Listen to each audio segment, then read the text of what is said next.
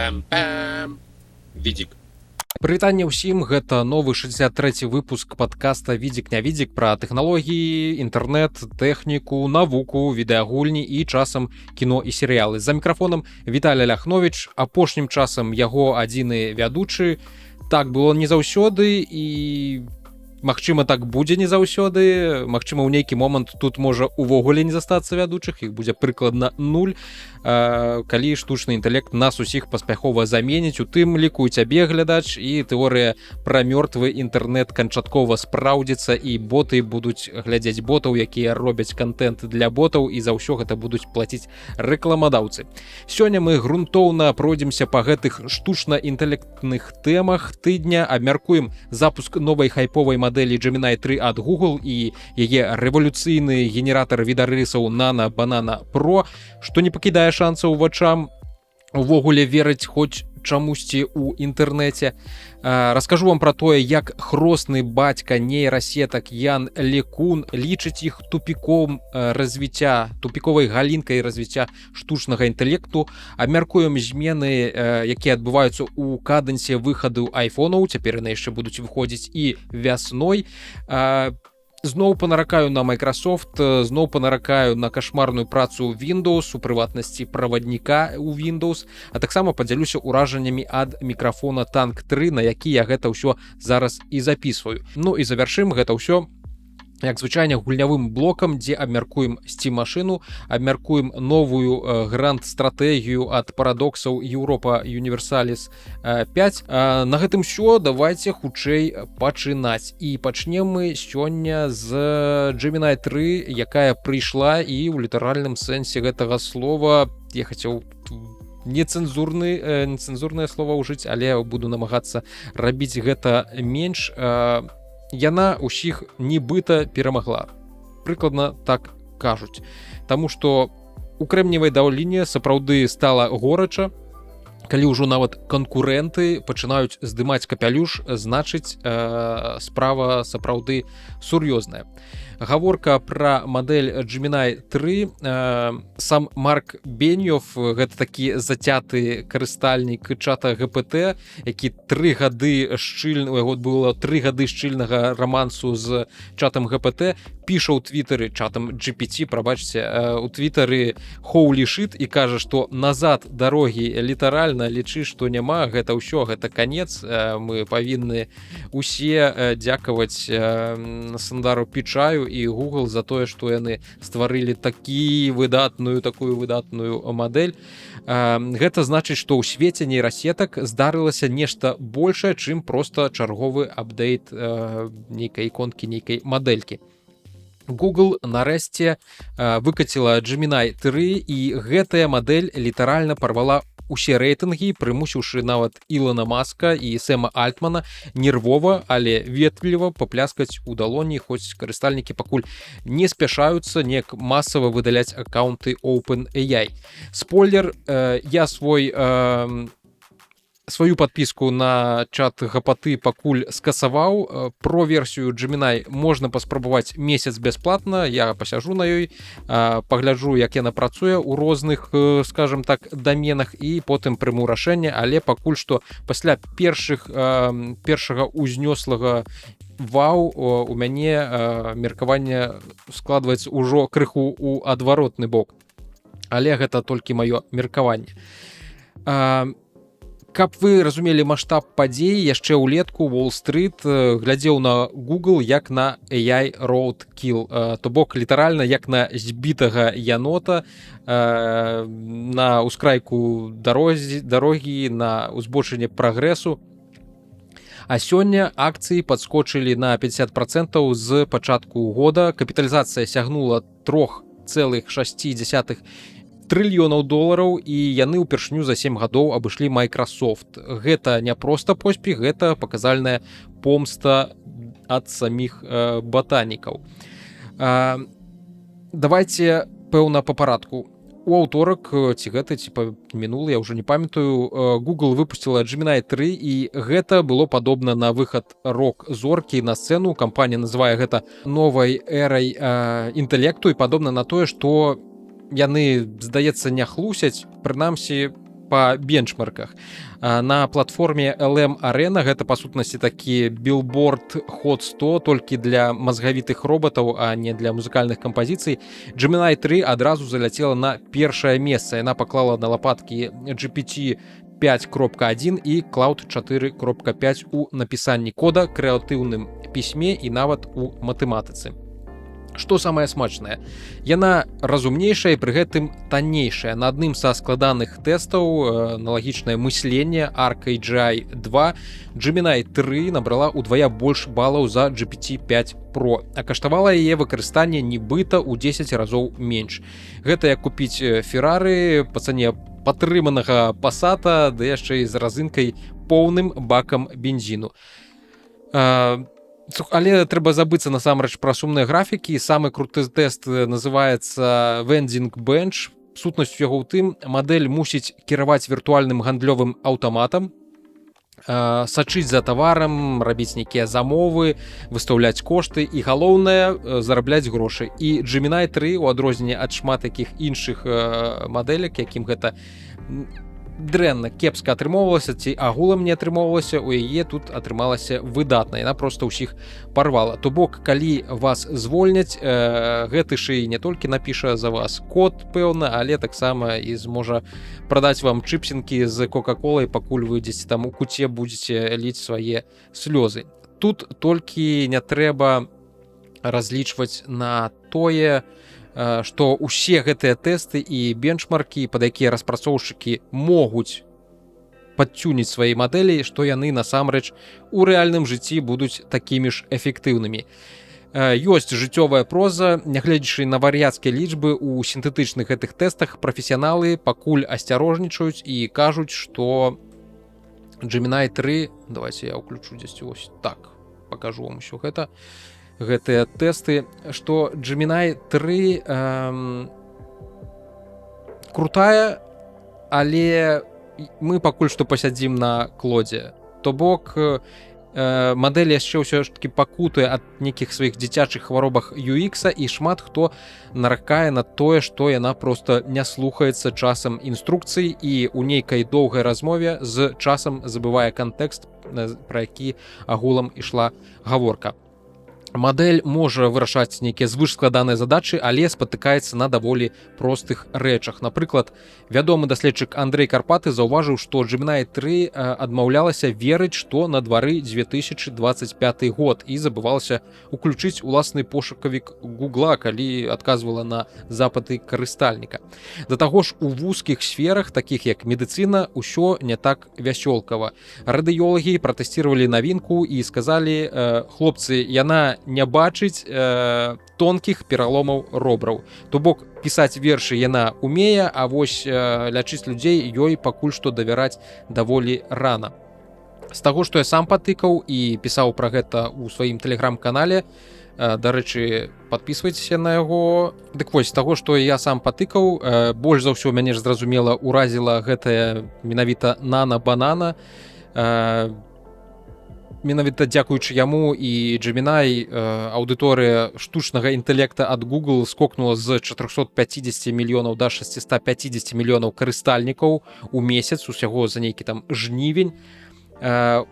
У чатах GPT ўсё ж такі яшчэ каля 800 мільёнаў карыстальнікаў, прытым, здаецца, гэта штотыдзень, калі я не памыляюся, а не менавіта ў месяц. Але Google дыхае ў патыліцу так гучна, што Альтману, пэўна, ўжо, мабыць, яна ўся запацела. Дык вось, Nano-Banana Pro мяне сапраўды ўразіла. Яна вельмі добра дадае згенераваныя нейкія элементы на ўжо існуючыя здымкі. Да прыкладу, вось гэты здымак. Здымак касцёла ў Жупранах. Ён рэальны, я яго проста сцягнуў з Гугла, з пошукавіка Гугла, і дзесьці тут я адзначаў гэты момант, але пэўна не змагу яго заўважыць. Ну так, яго тут няма, шкада. Дык вось, гэты здымак цалкам рэальны, а вось гэты аўтамабіль і чалавек на фоне, яны насамрэч нерэальныя. То бок, мадэль вельмі добра дадала гэтыя згенераваныя элементы на ўжо існуючы здымак. А таксама змагла згенераваць даволі прыстойны, скажем так, каляндар. Я тут ці змагу яго вам паказаць у большым большай раздзяляльнасці, я, канешне, паспрабую. Але гэта каляндар на беларускай мове па даволі ёмістаму промпту і амаль што без памылак. Тут я дапусціў адну памылку, калі папрасіў з нядзелі пачаць адлік тыдняў, дакладней не папрасіў з панядзелка, і па змаўчанні сістэма нейрасетка падумала, што трэба генераваць на амерыканскі манер. Але толькі ў некаторых вельмі нязначных момантах можна заўважыць, што гэта нейрасетка. Агулам і даты супадаюць, і ніякіх праблемаў з пераскокванням у цифрах, у лічбах няма, і ўсе месяцы па-беларуску напісаныя проста выдатна. То бок з усяго аднаго даволі ёмістага промпта, але ўсё ж такі аднаго промпта атрымаўся вось такі каляндар, па якім цяжка сказаць насамрэч, што ён згенераваны нейрасеткай. Так адразу не скажаш, таму што мы ўжо, пэўна, ўсё ж такі ўсе прывыклі, што нейрасеткі па нейкім святле на скуры, па нейкіх асобных прыкметах можна зразумець, ну вось ёсць нейкае адчуванне вось гэтага вайбу нейрасеткі на здымку, але ў гэтым выпадку на гэтых здымках гэтага вайбу лічы, што няма. Вось тут я, як бачыце, камень бясконцасці ці вечнасці, як ён там называецца, устаўляю у крыж Ефрасіні Полацкай, які я знайшоў у сябе пад дыванам. Тут я рамантую Навагарадскі замак, тут я разам з Скарынам, з Францішкам, карацей, мы друкуем першую беларускую біблію. Ну, а вось тут я просто ем макароны ў стылі Уилла Сміта. І калі часам я да сябе не падобны, то мушу зазначыць, што на некаторых здымках я даволі моцна на сябе падобны, і гэта нават крыху мяне пужае. Я прызвычаюся бачыць гэтае нерэалістычнае студыйнае асвятленне на тварах і нейкую чысцюткую такую скуру на згенераваных нейрасеткавых відарысах. Тут усё неяк занадта рэальна.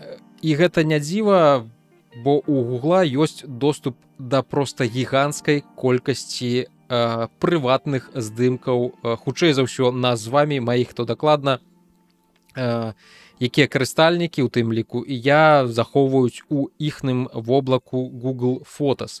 Відаць, іх нана-банана выдатна на іх і натрэніравалася. Усё пачыналася гадоў прыкладна 8 таму, калі у Google Photos можна было ў пошуку увесці слова, да прыкладу, сала, і сярод усёй вашай бібліятэкі галерэі здымкаў за некалькі гадоў, там у мяне ўжо пэўна 15 гадоў фотаздымкаў захавалася, вам сістэма Google Photos знойдзе ўсе здымкі, дзе так ці інакш фігуруе сала на гэтым здымку. І, відаць, калісьці тады мы ўсе націснулі згоду на тое, каб нейрасеткі навучаліся на нашых здымках. Ну і вось маем тое, што маем. У Гугла проста бясконцая колькасць самых звычайных здымкаў, зробленых звычайнымі людзьмі на самыя звычайныя камеры, прытым камеры часам даволі старыя, са старых тэлефонаў, і насамрэч ім не трэба нічога ніадкуль красці, ні з якіх стокаў, у іх усё ёсць. І таксама у іх ёсць YouTube, што немалаважна. Там было смешнае з рэлізам Gemini, з рэлізам Nano Banana Pro. Па запыце стварыць відарыс з ютуберам, аглядальнікам смартфонаў, у высокай колькасці выпадкаў генераваўся менавіта папулярны ютубер MKBHD Маркус Браунлі. Ён пра гэта сам і напісаў, дарэчы, напісаў у твітары.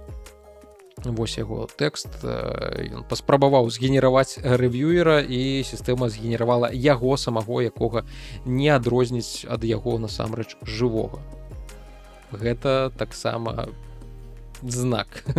Добра дэманструе, на чым навучалася сістэма, гэтая сістэма Google. Дык вось, зразумела, што ў Гугла было досыць матэрыялаў і для Nano Banana, і для іх відэагенератара Veo. Але ж відавочна не ўсё так вясёлкава, і распрацоўшчыкі на Reddit пішуць, што Gemini складана прымусіць прытрымлівацца нейкіх інструкцый, і я на ўласным досведзе пабачыў, як нахабна гэтая мадэль хлусіць пра мяне самого. Так, сапраўды, Gemini ведала, дзе я раней працаваў, чым займаўся, пра што пісаў. Але калі нейкай інфармацыі ў інтэрнэце няма, то мадэлька яе пачынае выдумляць. Так апынулася, што я разам з маім былым сувядучым па меркаванні мадэлькі пераехалі мы ў Варшаву, абсталявалі паўнавартасную студыю для запісу відзіка з якасным гукам і відэа. І нібыта я нават такі перфекцыяніст па гуку, што займаўся тым, што падручнымі сродкамі, коўдрамі, падушкамі, развешваннем адзення па пакоі дабіваўся такого, каб гук лепш паглынаўся. Карацей, поўная лухта, якая не мае нічога агульнага з рэальнасцю. Агулам, давайте падсумуем тое, што мы маем. Мы назіраем класічную гульню у такія высокатэхналагічныя даганялкі, высокатэхналагічную чахарду. Сёння Google нібыта знаходзіцца зверху, заўтра, магчыма, OpenAI выпусціць GPT-6 і усе зноў перабягуць туды, да яе. Гэта бясконцая гонка ўзбраенняў штучнага інтэлекту, так што выснова пакуль такая. Gemini 3 гэта насамрэч магутны звер, якога варта паспрабаваць хаця б дзеля цікавасці, таму што ёсць цэлы месяц, можна ім карыстацца про-версіяй бясплатна, калі падпісацца на этот Gemini 3. Але вось наконт таго, хто можа апынуцца па выніку пераможцам гэтай гонкі, дык Google насамрэч зрабіла вельмі сур'ёзную заяўку. У Google ёсць бясконцыя грошы, у Google ёсць бясконцыя рэсурсы. OpenAI пасля гэтага рэліза пэўна напружылася, таму што такой колькасці бясконцых грошай і бясконцых рэсурсаў у гэтага стартапа ўсё ж такі няма. А ўсе чакаюць, што бліжэйшым часам ад яго пачне ісці хоць нейкі прыбытак, а не будзе ён проста спальваць бясконца свае грошы. Вось, пакуль мы глыбока не занурыліся, я хацеў бы падзякаваць усім сваім спонсарам: Мова.хау, Дмітрую Судніку, Хіміку 94, Алексею Гулеву, Алесю, Алексею, Яўгену Барановскому, Венты ID, Мармалю і Івану Янчуку. Таксама шмат іншым якім беларусам, што падпісаліся на мяне на Патрыоне ці праз мой асабісты сайт і рэгулярна падтрымліваюць маю працу па стварэнні кантэнта на роднай мове. У відзіка няма тысячных ахопаў, няма рэкламы, а таму спадзеў толькі на тых, каму не ўсё роўна. Вось. Калі хочаце далучыцца да падтрымкі, калі ласка, не сароміце, дзесьці вось тут ёсць QR-код, па якому вы можаце перайсці на сайт. Так, выдатна. А калі два? Супер. Вось. Ці можаце знайсці гэтыя спасылкі дзесьці ў каментарах. А мы ідём далей да цікавых тэмаў, цікавых навінаў. Яна Лекуна.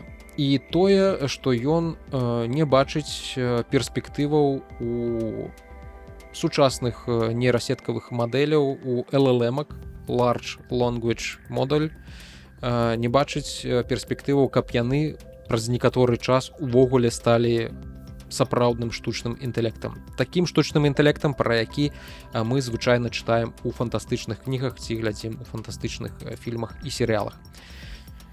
Дык вось, выйшаў добры матэрыял на Wall Street Journal пра Яна Лекуна. Зараз я проста ўключу які-небудзь яго тут падкаст, дзе ён размаўляе, і буду на фоне пра яго расказваць. Пакуль палова Крэмневай даліны будуе з нейрасетак сапраўдных багоў, Ян Лекун, які гэтыя сеткі фактычна і прыдумаў, ходзіць па канферэнцыях і кажа: хлопцы, вы ідзяце кудысьці не туды. І гаворка тут не пра нейкага абражанага старога прафесара, а пра вось гэтага прафесара Яна Лекуна, аднаго з хросных бацькоў сучасных нейрасетак.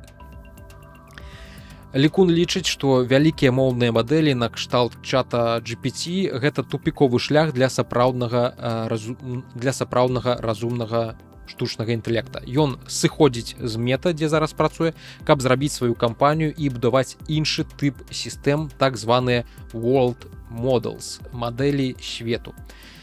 Хто увогуле такі Лекун і чаму яго увогуле варта слухаць? Калі цяпер машыннае навучанне гэта моднае слова ў кожнай прэзентацыі, то ў 1980 годзе Лекуну нават навуковага кіраўніка цяжка было знайсці для сваёй працы. Ніхто не хацеў займацца гэтай дзіўнай тэмай. Ён вучыўся ў Парыжы, пісаў доктарскую, граў на духавых у ансамблі, падпрацоўваў з танцавальнымі трупамі. Незвычайны чалавек. Потым трапіў у лабараторыю Джефры Хінтона ў Таронта, які таксама стане легендай AI. Задоўга да таго, як гэта стала агулам модна. Доўгі час Лекун працаваў у Bell Labs у Злучаных Штатах Амерыкі. Гэта такі інстытут, дзе прыдумалі, лічы, што палову сучаснай электронікі, прынамсі электронікі 20-го стагоддзя дакладна. Там Лекун дапамагаў зрабіць сістэмы распазнавання почерку, якія банкі выкарыстоўваюць, каб аўтаматычна чытаць чэкі.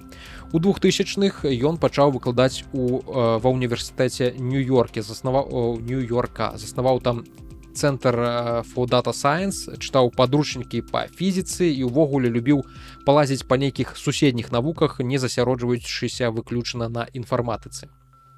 У 2013 годзе Марк Цукерберг асабіста прыходзіць да яго з прапановай: Ян, давай зробім у Facebook асобную AI-лабараторыю, будзеш ёю кіраваць.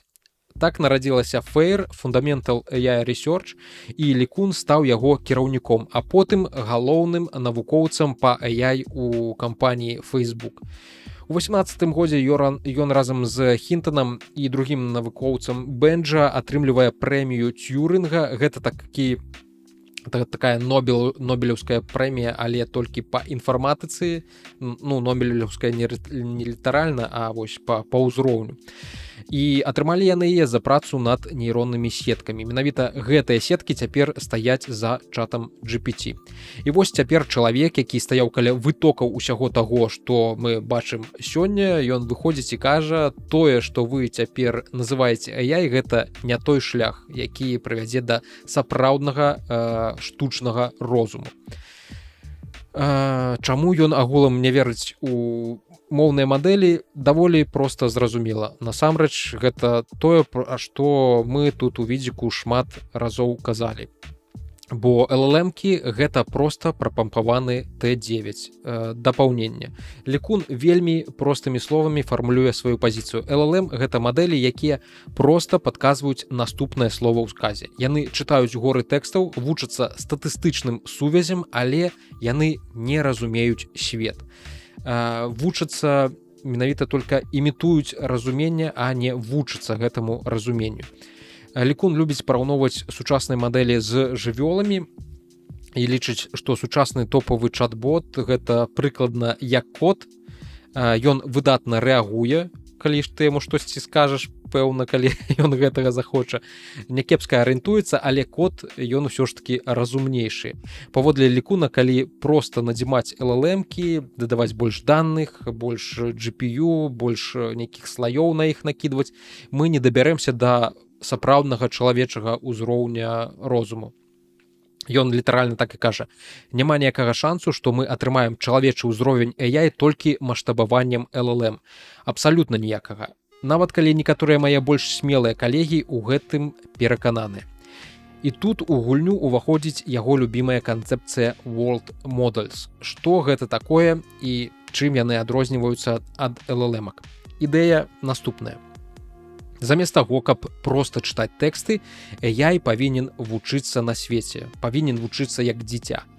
Не чытаць інтэрнэт, а назапашваць унутраную мадэль рэальнасці. Фізіку, час, прычынна-выніковыя сувязі. Не толькі прадказваць наступнае слово, а прадказваць наступны кадр, наступнае дзеянне, наступны стан свету пасля нейкага дзеяння. Што здарыцца, калі я зрушу гэты прадмет? Што будзе, калі адкрыць дзверы, як зменіцца сцэна, калі нехта там устане з крэсла. Прасцей кажучы, LLM гэта нібыта чалавек, які ўсё жыццё правёў у бібліятэцы, ён чытаў усё, але ніколі не выходзіў на вуліцу. У той час як World Model гэта павінна быць такое дзіця, якое грэбаецца ў пяску, якое падае з ровара, якое тыцкае пальцам у сабаку з двух бакоў, магчыма адначасова, атрымлівае досвед і стварае інтуіцыю сваю пра свет, пра тое, што ў гэтым свеце адбываецца. Лікун упэўнены, што праз 3-5 гадоў усе нармальныя AI-сістэмы будуць пабудаваныя менавіта на мадэлях свету, а не на LLM-ках у сённяшнім выглядзе, як яны працуюць сёння. Тым часам у Мета зусім іншы настрой. Цукерберг публічна кажа, як мы ўжо абмяркоўвалі ў мінулым выпуску, што яны будуюць суперінтэліджэнс, суперінтэлект на базе LLM-ак. Кампанія залівае мільярды ў развіццё сваёй мадэлькі Llama. Это канкурэнт чата GPT і Gemini. Наймаюць яны даражэзных зорак рынку AI, будуюць велізарныя кластары, глядзяць на таблічкі з бенчмаркамі. А Лікун сам выбраў для сябе статус такога індывідуальнага даследчыка, а не менеджера, не ўваходзіць у ключавы склад вось гэтай ламы, ездзіць па свеце, чытае лекцыі, гаворыць пра акуляры Мета з AI і пра тое, што LLM гэта ўсё ж такі не будучыня. Сёлета Мета яшчэ і перакруціла ўсю AI-структуру. Там з'явіўся новы Chief AI Officer, 28-гадовы Александр Ван. Гэта лічы, што ён стаў непасрэдным начальнікам Лікуна, і пэўна для Лікуна гэта не вельмі прыемна, як для хроснага бацькі нейрасетак. Таксама там з'явіўся новы галоўны навукоўца па AI, які прыйшоў з каманды чата GPT. І народ унутры Мета пачаў шэптам пытацца, а што агулам будзе з Лікунам. Афіцыйна Цукерберг напісаў, што у ролі Яна нічога не змянілася, ён застаецца галоўным навукоўцам у Фэйр, але паводле людзей знутры стары Фэйр скарачаюць, грошы і прэстыж перацякаюць у новыя каманды, у новыя структуры, якія дастаўляюць хуткія прадуктовыя вынікі, а не будуюць вось гэты нейкі фундамент, які яшчэ невядома калі выстраліць. Фэйр з лабараторыі вось гэтай светлай будучыні ператвараецца ў нешта больш ціхае і больш такое маргінальнае. На гэтым фоне з'явіліся чуткі пра тое, што Лікун шукае інвестараў і калег, каб зрабіць свой стартап па World Models, і вось зусім нядаўна ён пацвердзіў, што сыходзіць з Мета, каб у сваёй кампаніі займацца будучыняй агульнага штучнага інтэлекту. І мы назіраем такую рэдкую сітуацыю насамрэч, калі адзін з галоўных архітэктараў сучаснага AI кажа, што тое, што сёння у мэйнстрыме у значнай ступені памылковая стратэгія і робіць стаўку на іншы падыход. Што з гэтага вынесці нам з вамі? Лікун не кажа, што LLM бескарысныя, яны проста, на яго думку, не прывядуць да сапраўднага штучнага розуму. Крута бачыць, што нават людзі з тьюрынгаўскай прэміяй не сядзяць у залатой клетцы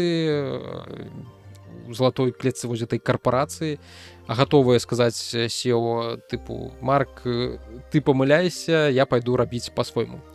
Для ўсіх, хто цікавіцца тэхналогіямі, гэта напамін пра тое, што не бывае адзінай нейкай святой дарогі ў навуцы. Навука зайшла кудысьці ў бок, калі рухалася да штучнага інтэлекта.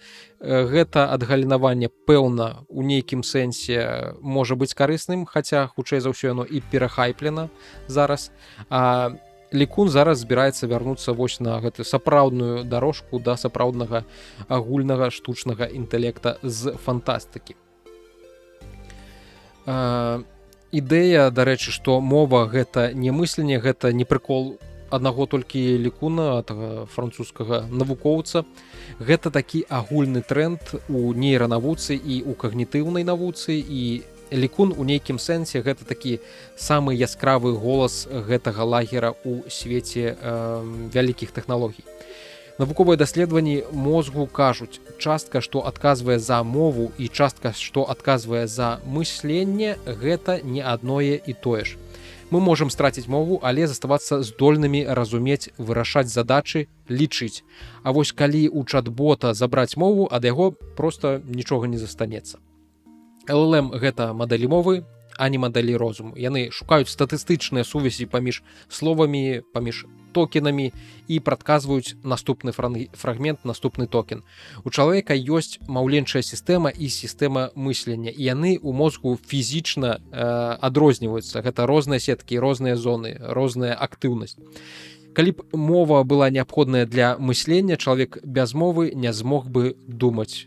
Але мы бачым і іншае дэманструецца: пацыенты пасля інсультаў і маленькія дзеці да таго, як загавораць. Яны цалкам сабе мысляць, яны разумеюць, яны вучацца. Гэта значыць, што мова — гэта хутчэй інтэрфейс. Так, гэта інтэрфейс, спосаб падзяліцца думкамі, а не сама праграма генерацыі гэтых думак. Мы нават, людзі, калі нават страцім здольнасць гаварыць, застаёмся сабой, мы не развучымся ездзіць на ровары, а вось для чата GPT або для ламы, або для Gemini мова — гэта не спосаб перадачы думак, а ўвесь іх унутраны свет. Адключыш тэкст, і ўсё тое, што зараз называюць AI, выпарацца, ўсё гэта знікне. Таму вельмі цікава будзе паназіраць, што у Лекуна будзе атрымоўвацца, ці нічога не будзе атрымоўвацца. Я спадзяюся, што мы пра яго яшчэ пачуем, што ён проста так не знікне, але гэта таксама дае надзею, што цяперашнія нейрасеткі, LLM-кі, яны моцна пераацэненыя, і яны проста так нас усіх з вамі не заменяць, а сапраўды стануць у нейкім сэнсе, на нейкім узроўні карысным інструментам, які мы зможам карыстаць у сваёй працы. Здаецца, у Куперціна ўсё ж такі грукнулі кулаком па стале. Хопіць касметычнага рамонту. Разбіраем да шрубак.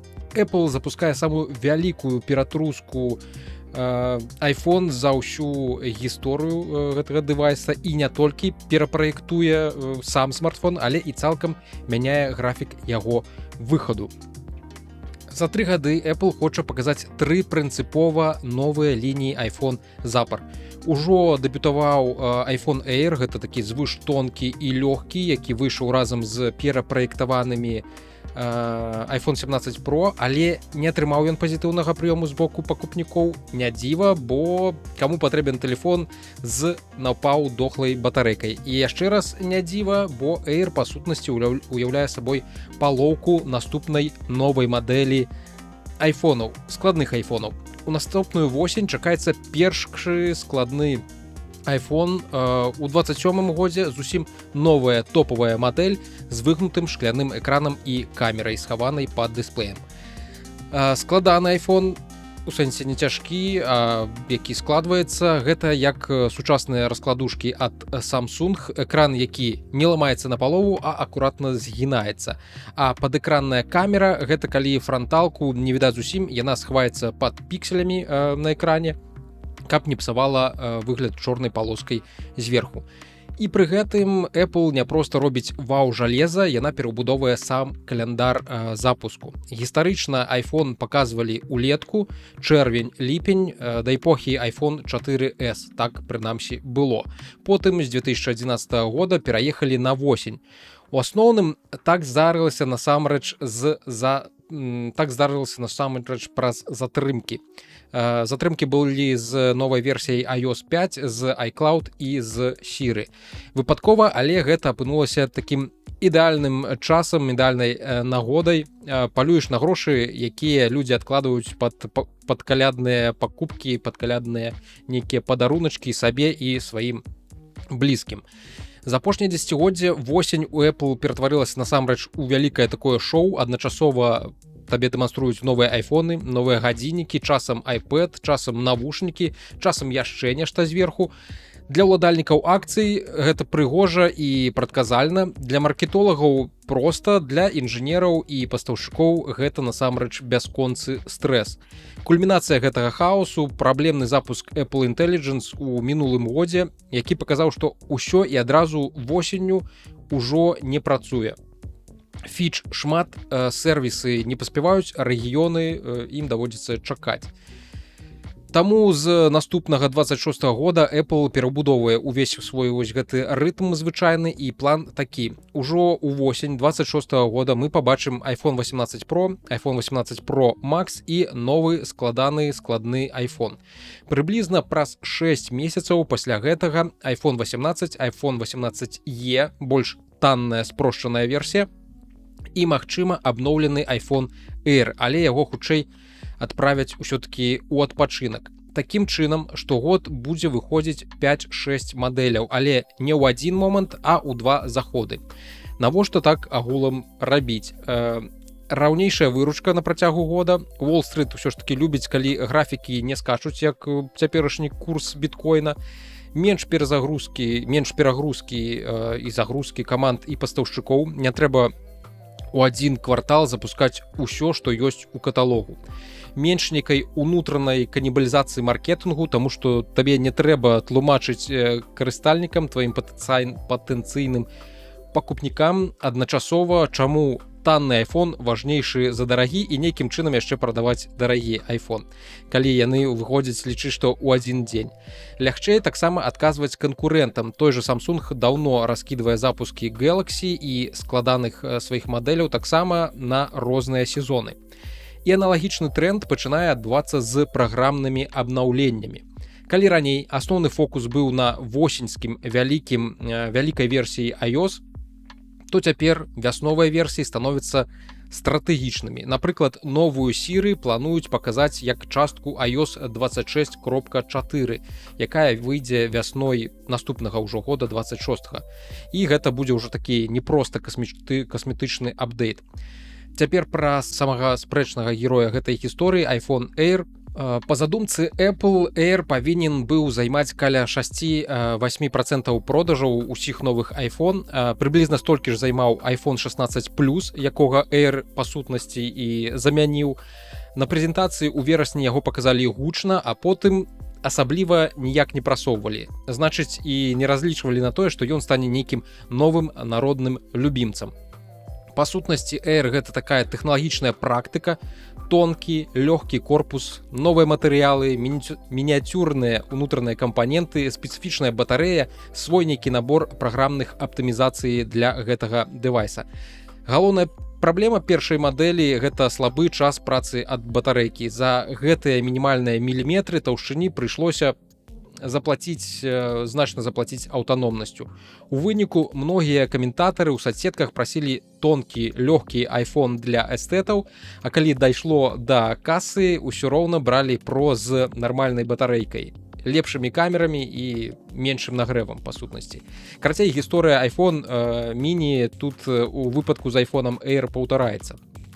Air як прыступка да такога складанага Air як прыступка да такога складнога iPhone насамрэч.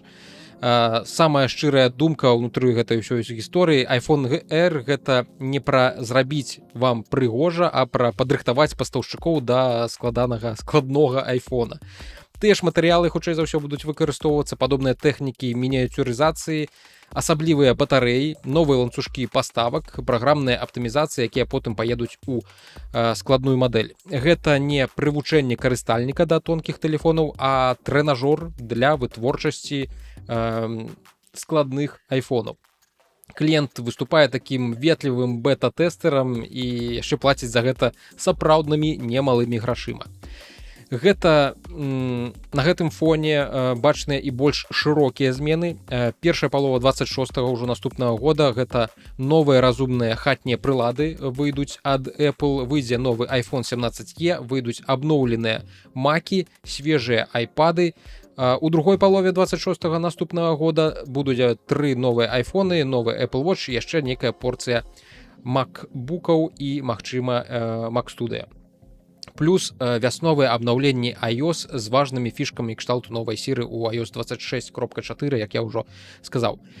Ціхія перыяды паміж прэм'ерамі айфонаў, яны лічу, што знікаюць. Для нас, як для гледачоў, гэта значыць, што мы пастаянна будзем атрымліваць нейкую плынь навінаў, штосьці новае ад Apple.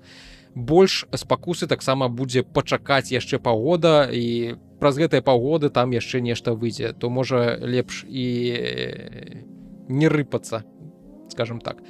З аднаго боку, новы графік гучыць разумна, менш выгарання для інжынераў і пастаўшчыкоў, больш роўная выручка, гнуткасць у барацьбе з канкурэнтамі, з Samsung і іншымі.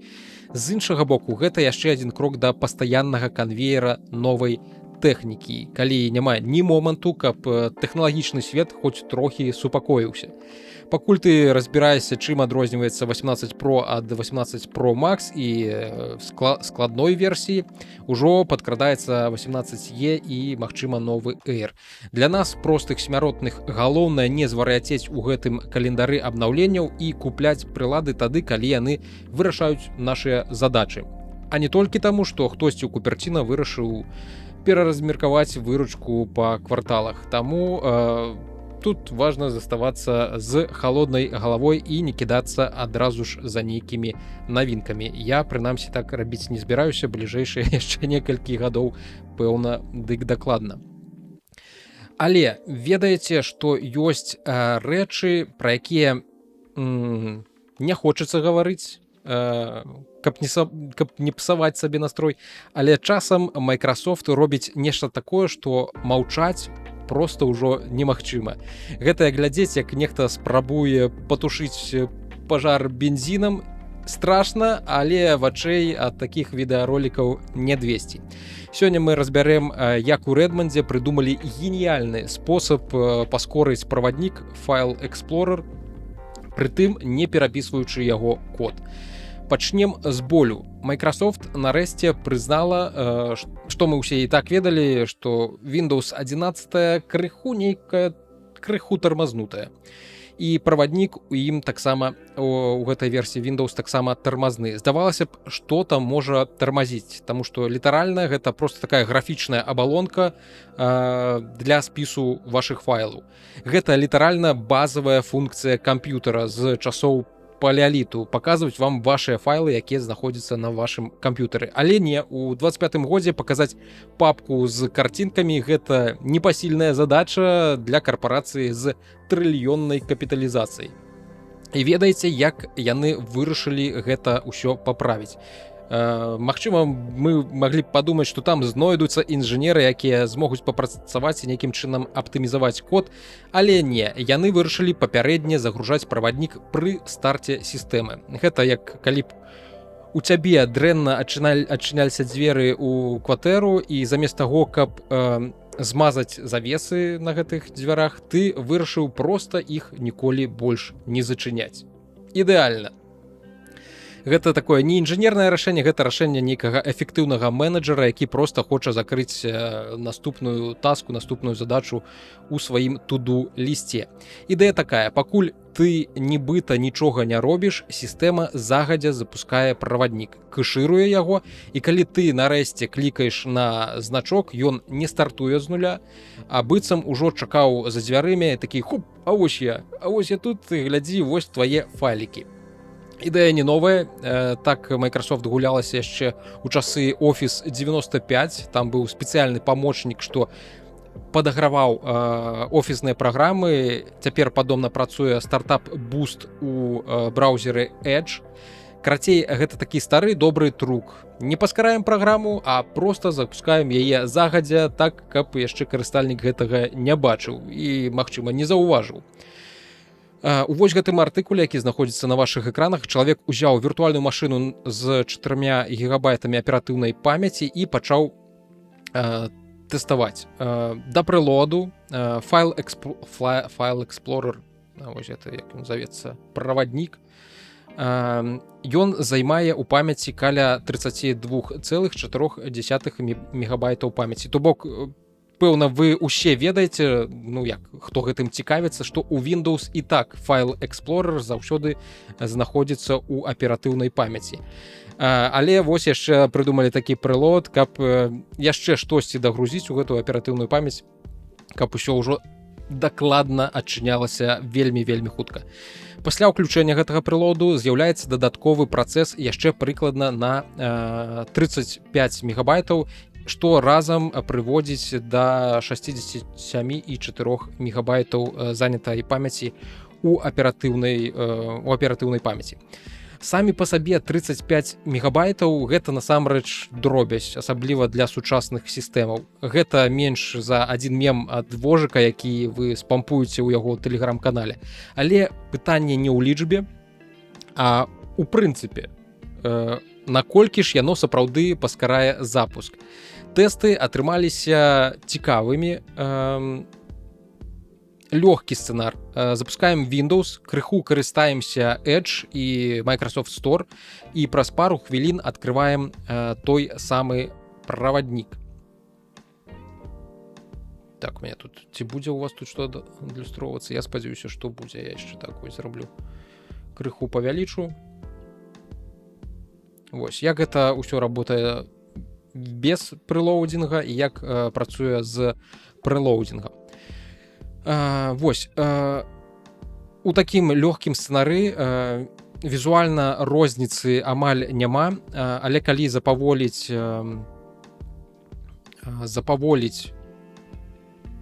відэа да хуткасці 0.25, то там, здаецца, ўжо можна штосьці сапраўды заўважыць, як нібыта ўсё запускаецца, напэўна, паскараецца, напэўна, запускаецца хутчэй. Прэлоад сапраўды дае нейкі невялічкі бонус па хуткасці. У цяжкім сцэнары больш паказальна ўсё гэта працуе ў цяжкім сцэнары, які зараз знаходзіцца на вашых экранах. Тут ужо без запавольвання бачна, версія з прэлоадам адкрываецца прыкметна хутчэй, як піша той, хто тэсціруе гэта, і нават калі сістэма занятая да дурасці. І вось тут якраз адчуваецца, што вось гэтыя дадатковыя 35 мегабайтаў памяці яны не дарма. Але і тут вялікае ёсць але. Гэта лечыць толькі момант запуску самого акна Эксплорера, а не агульную тупізну правадніка. Як толькі ты націскаеш правую кнопку мышы, пачынаецца на якім-небудзь файле, пачынаецца сапраўднае слайд-шоу, якое вы зараз можете назіраць у сябе на экране. Кантэкстнае меню ўсё яшчэ грузіць непрымальна доўга. Ты паспяваеш падумаць пра сэнс жыцця, пакуль з'явіцца опцыя рэдагаваць у Paint, вось колькі ўсяго загружаецца ў гэтае кантэкстнае меню. Чаму агулам Windows 10 усё раўно атрымоўваецца хутчэйшай? Вось тут ёсць ключавая тэхнічная гісторыя, пра якую Microsoft у рэкламных роліках не вельмі любіць расказваць. І Windows 10, і Windows 11 выкарыстоўваюць той самы базавы Win32 рухавік, файл Explorer .exe, Shell 32, вось гэта ўсё, але Windows 10 паказвае класічны Win32 інтэрфейс. Стары, просты, але хуткі і лёгкі. Windows 11 паверх гэтага старога ядра накруціла сучасны WinUI інтэрфейс. Панелькі, новае меню, новыя загалоўкі, новыя элементы кіравання. Атрымліваецца такі дзіўны пірог з праслойкай, старое ядро Win32 плюс новы прыгажун WinUI, і атрымоўваецца больш слаёў для рэндэрынгу. Больш логікі, больш шансаў, што ўсё па выніку будзе тармазіць. Гэта як паставіць рухавік ад запарожца ў кібертрак. Выглядае, канешне, ўсё футурыстычна, але новая маса едзе са скрыпам насамрэч. Вось вам не было відаць, давайте паспрабуем вось так. Вось гэта як працуе без прэлоудынга на Windows 11 файл Explorer, а справа як гэта ўсё працуе на Windows 10. Розніца значная. Некалькі разоў паспяваеш адчыніць вакенца з правадніком у Windows 10 у параўнанні з Windows 11.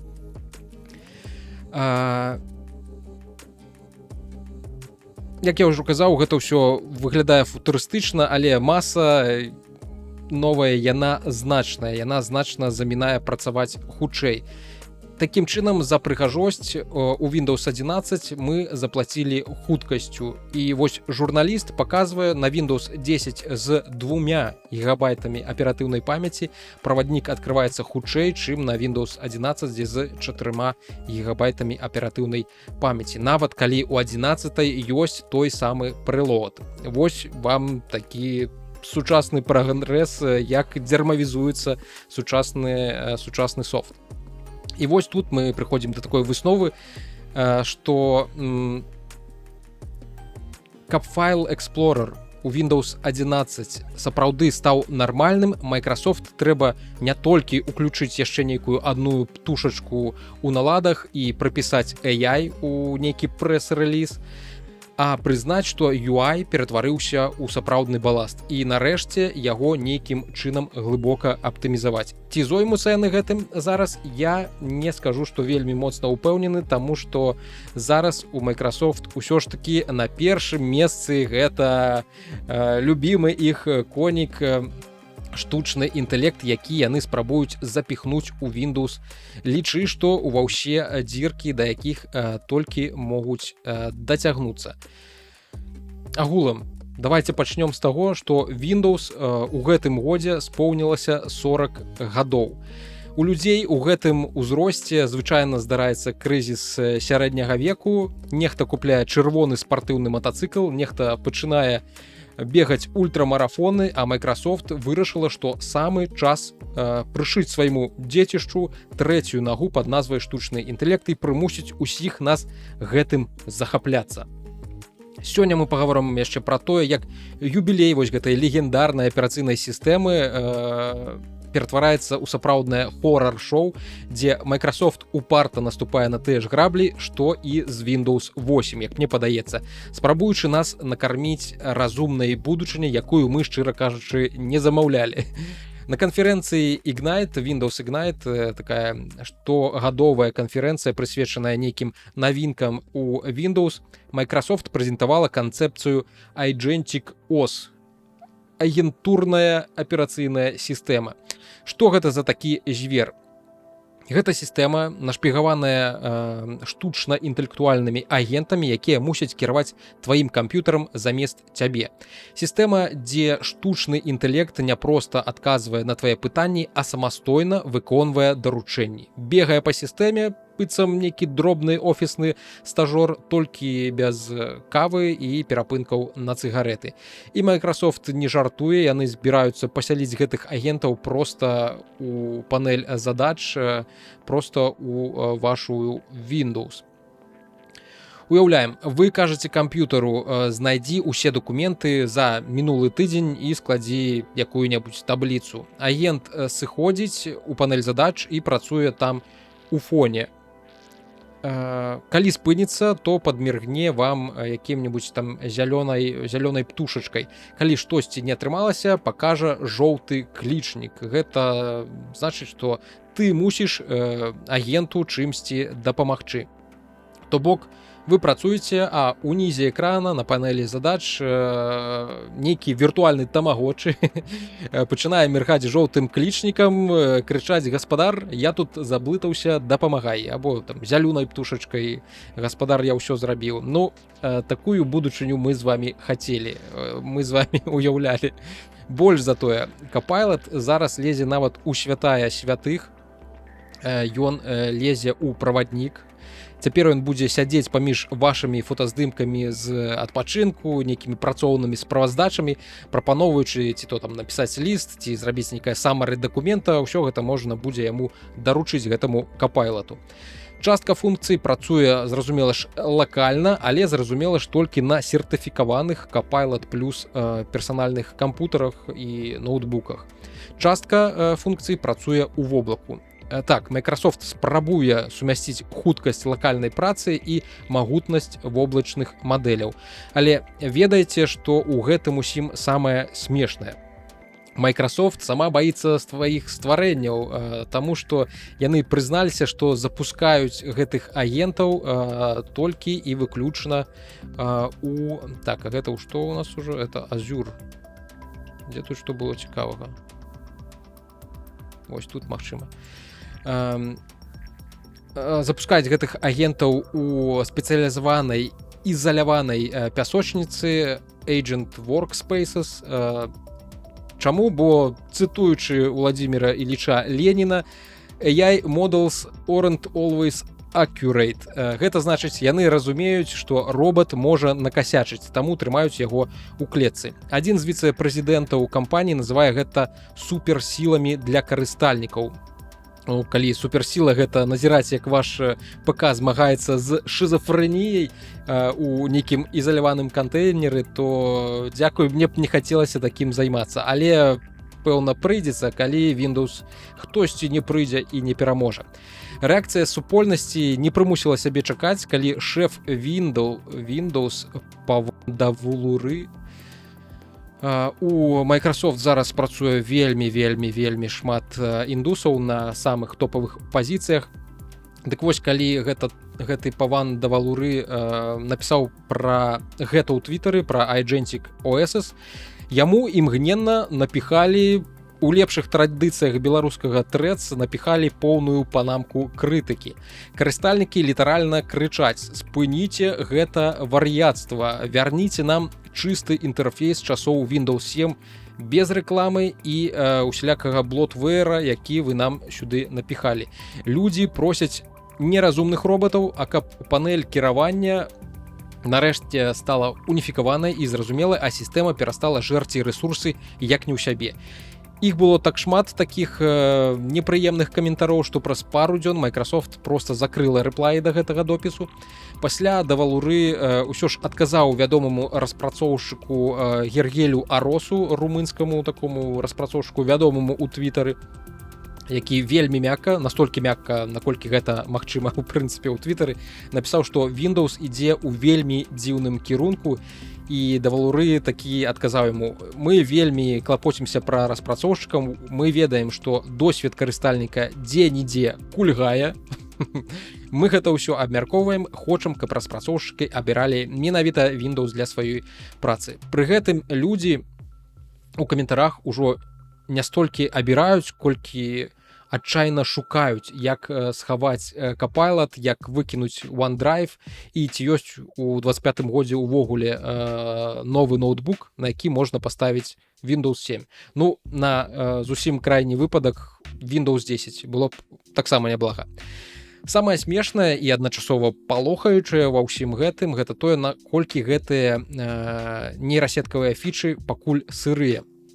Аўтар The Verge расказаў такую гісторыю, як папрасіў хвалёны Copilot разабрацца з новым UF-фільтром, гэта ультрафіолетавым стэрылізатарам, не фільтром, так. Ультрафіолетавым стэрылізатарам, і разумны памочнік, не разабраўшыся, што гэта такое, што гэта UF-мадэль перад ім знаходзіцца, ён параіў наліць туды вады, і калі б чалавек паслухаў, атрымаў бы сапраўдны пажар на кухні і сапсаваны дэвайс. Вось такі небяспечны памочнік. І пры гэтым Microsoft уключае гэтыя фічы па змаўчанні ў сваю сістэму. Згадаць той жа Recall, які там быў у мінулым годзе, здаецца, які аўтаматычна рабіў скрыншоты ўсяго, што ты робіш на камп'ютары, каб ты потым змог шукаць па гэтым скрыншотам нейкую інфармацыю. Дык вось сюрпрыз атрымаў. Людзі былі крыху не радыя такой фічы насамрэч, але ўся філасофія Microsoft цяпер палягае на тым, што Windows гэта больш не пра чалавека.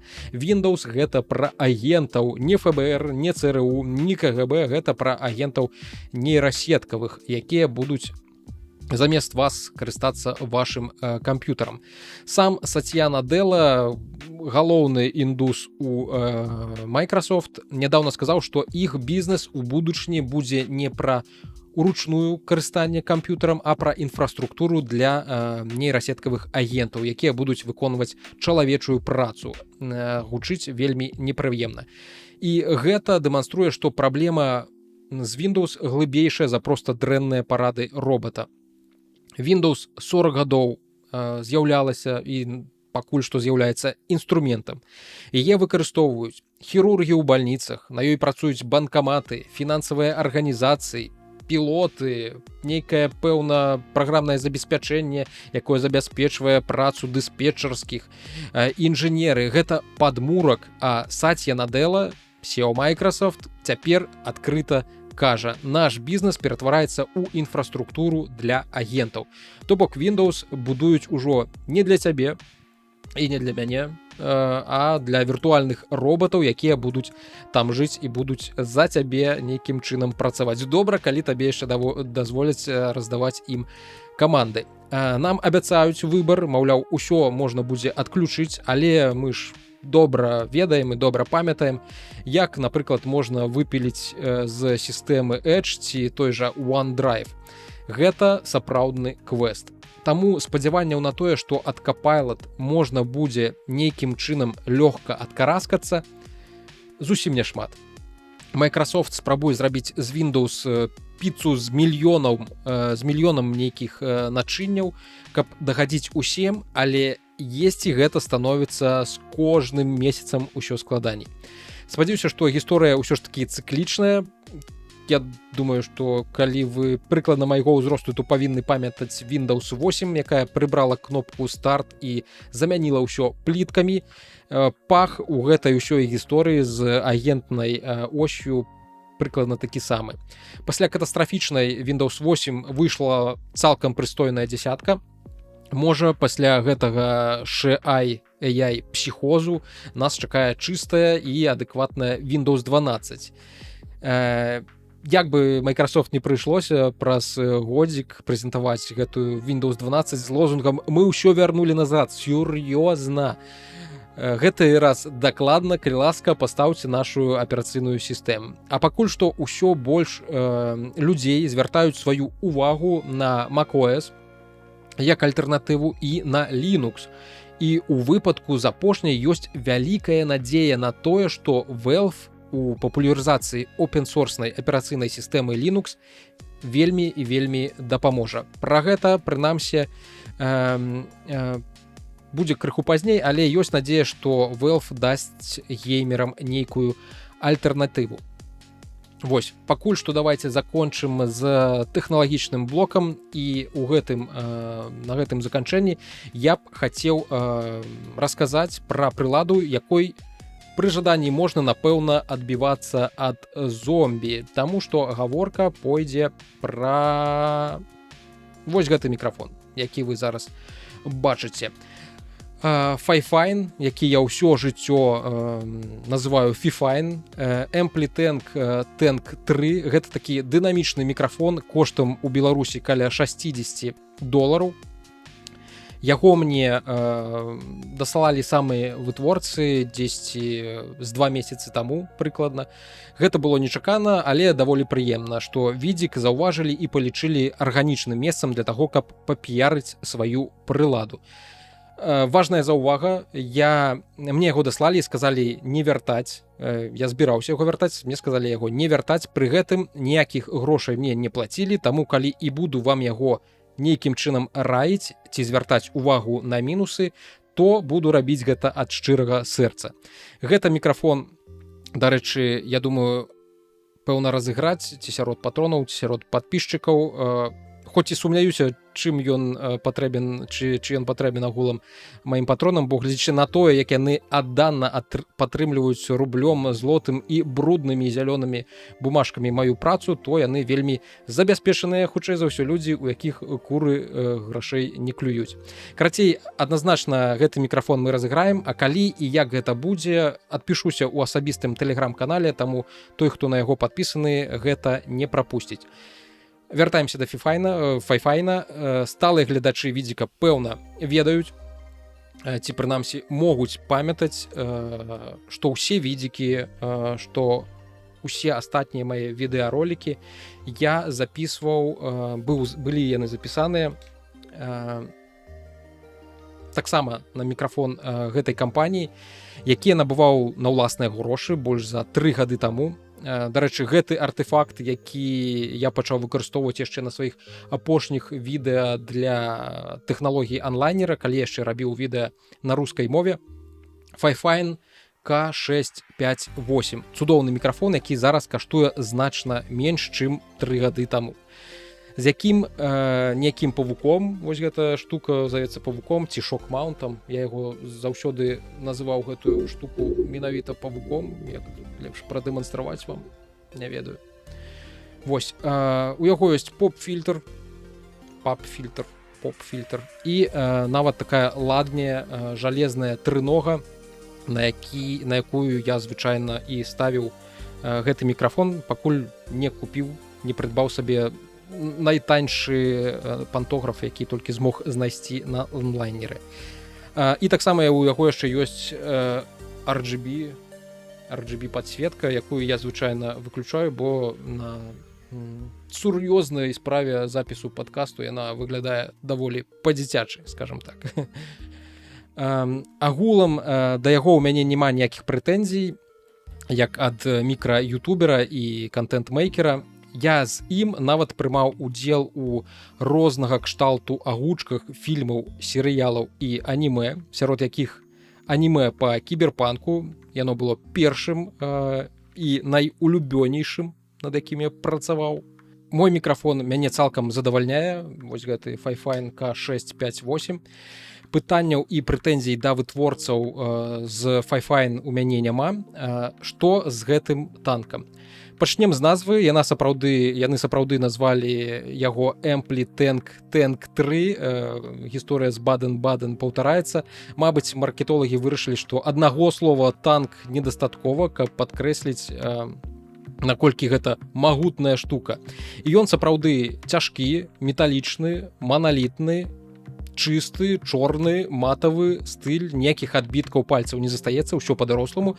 Якасць корпусу і вось гэтай сетачкі, у якую я звычайна кажу, вельмі прыемныя і пакідаюць добрае ўражанне. І нават трымалка вось гэтая ад самого мікрафона, яна таксама жалезная, што бывае даволі нячаста. Сустракаецца ў даволі танных мікрафонаў, і гэты, здаецца, каштуе штосьці каля $60 у Беларусі. Але ж, зразумела, бяром у разлік цану і бачым, што такой якасці ў матэрыялах дасягнулі у тым ліку за кошт больш сціплага камплекта пастаўкі. У каробцы таксама даволі мінімалістычнай. Знаходзіцца ў гэтай каробцы толькі доўгі кабель з USB-A на USB-C. То бок уся каштоўнасць гэтых $60 змяшчаецца менавіта ў самім мікрафоне, а не ў нейкіх спрэчных падсветцы, павуку, які я не ўпэўнены, што гэты шок-маунт насамрэч добра працуе. Таму што сур'ёзныя грукі па стале ён усё ж такі не паглынаў. І ў нейкай апцыянальнай падстаўцы. Так, калі я набываў 658, у мяне ніякага пантографа ці трыпода не было, таму камплект быў вельмі дарэчны. Гэта я ўжо пазней купіў найтаньшы з магчымых пантографаў, таму трэба ўлічваць гэты момант, калі будзеце прыглядацца да танк 3. Ён выглядае і трымаецца сур'ёзней, як сапраўдны танк, але укамплектаваны насамрэч горш. Што па начынцы? Гэта гібрыдны звер, тут ёсць раз'ёмы USB-C і XLR. Для тых, хто ў танку, USB гэта варыянт утыкнуў і працуе, што ў macOS, што ў Windows.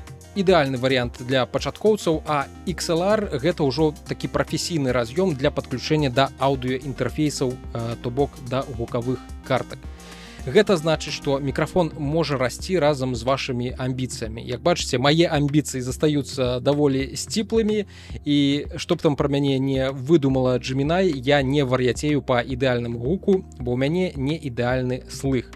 Ёсць выхад на навушнікі у гэтага мікрафона. Ніколі не разумеў сэнс гэтай фічы, бо мяне падчас запісаў толькі бянтэжыць, калі я сам сябе чую, але ж я і не прафесіянал. Вось. Ёсць две круцёлкі, якія адказваюць за гучнасць маніторынгу, што вы чуеце ў навушніках, і другая адказвае за ўзровень запісу гуку. Што па гуку? Праз USB гук крыху плоскі, што насамрэч няблага для апрацоўкі, як мне здаецца. А вось праз XLR, пэўна, можна дабіцца больш натуральнага і больш аб'ёмнага гучання, але гэта ўжо трэба мець аўдыёкартку, нейкую больш-менш прафесійную. Вось вам для параўнання я зрабіў некалькі запісаў на абодва мікрафоны без апрацоўкі гуку, проста запіс праз OBS, як пішацца, так і чуецца. Зорка Венера ўзышла над зямлёю, светлыя згадкі з сабой прывяла. Помніш, калі я спаткаўся з табою, зорка Венера ўзышла. З гэтай пары я пачаў углядацца ў неба начное і зорку шукаў. Ціхім каханнем к табе разгарацца, з гэтай пары я пачаў. Такое адчуванне, што мой стары мікрафон нейкі крыху больш адчувальны. Мне ў яго агулам пры запісах даводзіцца памяншаць адчувальнасць. Таму у танка мне нават пасуе гэтая плоскасць, якая ёсць па дэфолце, якую можна дакруціць.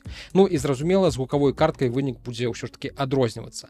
Самае галоўнае па гуку гэта дынамічны мікрафон. Таму ён добра адсякае лішнія шумы, накшталт гудзення вашага гульнявога ПК або суседзяў, якія вырашылі зрабіць рамонт. То бок, калі я буду казаць крыху міма мікрафона, кудысьці з гэтага боку ці зусім ззаду, то хутчэй за ўсё вы будзеце чуць мяне значна горш, чым гэта ёсць насамрэч.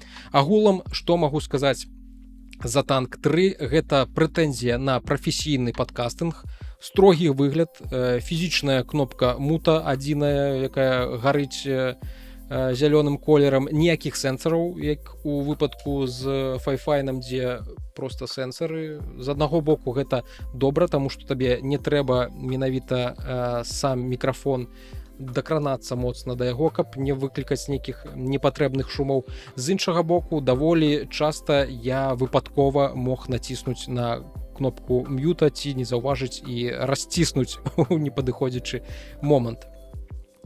Вось, выглядае гэты мікрафон больш прафесійна і стылістычна. Мне падаецца, ён больш адпавядае падкастынгу у параўнанні з маім фіфайнам, на якім я падсветку агулам ніколі не ўключаю, бо гэта ўжо нейкі крыху крынж.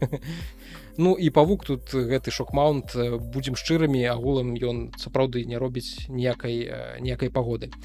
Што мы маем у сухім астатку? Файфайн зрабілі цікавы прадукт для тых, хто хоча выглядаць у кадры сур'ёзна. Гэта эвалюцыйная прылада, вы купляеце яе сёння, падключаеце да ноутбука, праз год дакупляеце дарагую гукавую карту, і гэты ж мікрафон можа раскрыцца па-новаму. З іншага боку, калі вы ўжо будзеце сапраўды нейкім вядомым ютуберам, падкастерам, магчыма, я такім аднойчы стану, будзе ў вас магчымасць купіць і штосьці больш даражэйшае і сапраўды прафесійнае. Магчыма, гэта набываць такія 60-баксавыя мікрафоны, як у маім выпадку, што адзін, што другі. Гэта больш разумнейшы падыход да спажывання. Не трэба мяняць тэхніку, каб атрымаць нейкую лепшую якасць, і ў прынцыпе гэтага, будзем шчырамі, для большасці досыць. Вы нейкім чынам да гэтай пары мяне слухайце, мне прыемна, дзякую вам вялікі. Адзінае, што бянтэжыць, гэта неабходнасць адразу бегчы ў краму па нейкую стойку, па нейкі пантограф ці нейкі вось такі трыпод, калі у вас іх да гэтага не было, калі у вас іх няма. Карацей, калі вам патрэбен мікрафон, якім можна не толькі запісваць падкаст, але і прыціснуць, да прыкладу, бочку з капустай, танк 3 вам падыдзе. Это такая сур'ёзная балэба, цяжкая, металічная, даволі прыемная і выглядае не так ужо і гадка, будзем шчырымі. На гэтым усё, пайшлі у далейшыя тэмы нечаканыя, якія ў нас там запісаліся. Добра, з тэхналагічным блокам мы на сёння закончылі. Давайте пяройдзем да блока гульнявога. І адразу ж пачнем з такіх кароткіх, але цікавых ці часам даволі важных навінаў, якія здарыліся за мінулы тыдзень. Нават калі ты велізарная студыя, якая купіла распрацоўшчыка за 3,6 мільярда долараў, гэта не гарантуе табе шчасця. І гаворка зараз не пра Microsoft, не пра Xbox, а пра Sony, іх прамых некалі канкурэнтаў. Sony прызналася, што не ўсё так гладка, як планавалася. Сёння мы разбяром, чаму Destiny 2 агулам прынесла Sony фінансавы боль, як студыя артхаусных фільмаў А24 вырашыла ператварыць кулінарны хаос гульнявы ў тэлешоу, і чаму PlayStation Portal нечакана перамагла ў канкурэнтнай барацьбе з смартфонамі. Пачнем з грошай, бо яны тут лётаюць як касмічнае смецце на арбіце зямлі. Пасля таго, як Sony набыла Bungie, гэта адбылося ў 22 годзе, чаканні адносна гэтай студыі былі завоблачныя. Але вось што цікава, паводле апошніх фінансавых вынікаў, Sony зафіксавала страту ад абясцэньвання актываў. Ці, як кажуць фінансісты, impairment loss. Што гэта значыць? Калі прасцей, то ўзровень продажаў і ўзаемадзеяння карыстальнікаў у Destiny 2 не дасягнуў таго, што Sony чакала на момант паглынання Bungie. То бок гульня зарабляе, але менш, чым разлічвалі. І цяпер Sony вымушана спісаць частку кошту набытых актываў Destiny. Уявіце, што ты купляеш прэмію аўто, а яно... выязджаеш з салону, яно адразу каштуе прыкладна 30% менш. Вось у выпадку з Bungie яно можа каштаваць і яшчэ значна менш, улічваючы, што Sony набывала гэтую студыю як экспертаў, якія павінны былі стварыць для Sony цэлы россып, ну не стварыць, паўдзельнічаць у стварэнні цэлага россыпу гульнявых сервісаў, у тым ліку, калі вы памятаеце такі гульнявы сервіс Concord, я нарэшце успомню, як ён называецца. Дзякуючы Bungie, дарэчы, была закрыта мультыплеерная распрацоўка мультыплеернага рэжыма, мультыплеернай гульні па The Last of Us. Яны прыйшлі і сказалі, што гэта гаўно вы нейкае робіце, у гэта ніхто не будзе гуляць. А вось Concord, вось гэта тэма. Давайце рабіце Concord далей, у вас усё вось так атрымоўваецца, працягвайце. Але, як мы бачым, з Конкордам яны дакладна памыліліся. Шкада, калі яны яшчэ памыліліся і з мультыплеерным Last of Us, калі б гэта гульня сапраўды была б цікавай, а не так, як сказалі эксперты, што яна нікога не зацікавіць, нікому не будзе цікавай. Таму што Bungie, як выяўляецца, не такія ўжо вялікія і эксперты. Іх марафон, Extraction Shooter яскравы, ён атрымлівае даволі такі непрыемную крытыку і не выглядае як штосьці, што можа стаць папулярным пры выхадзе. Менавіта таму марафон адклалі на перапрацоўку, на дапрацоўку, магчыма, і на перапрацоўку, але калі ён выйдзе, пакуль што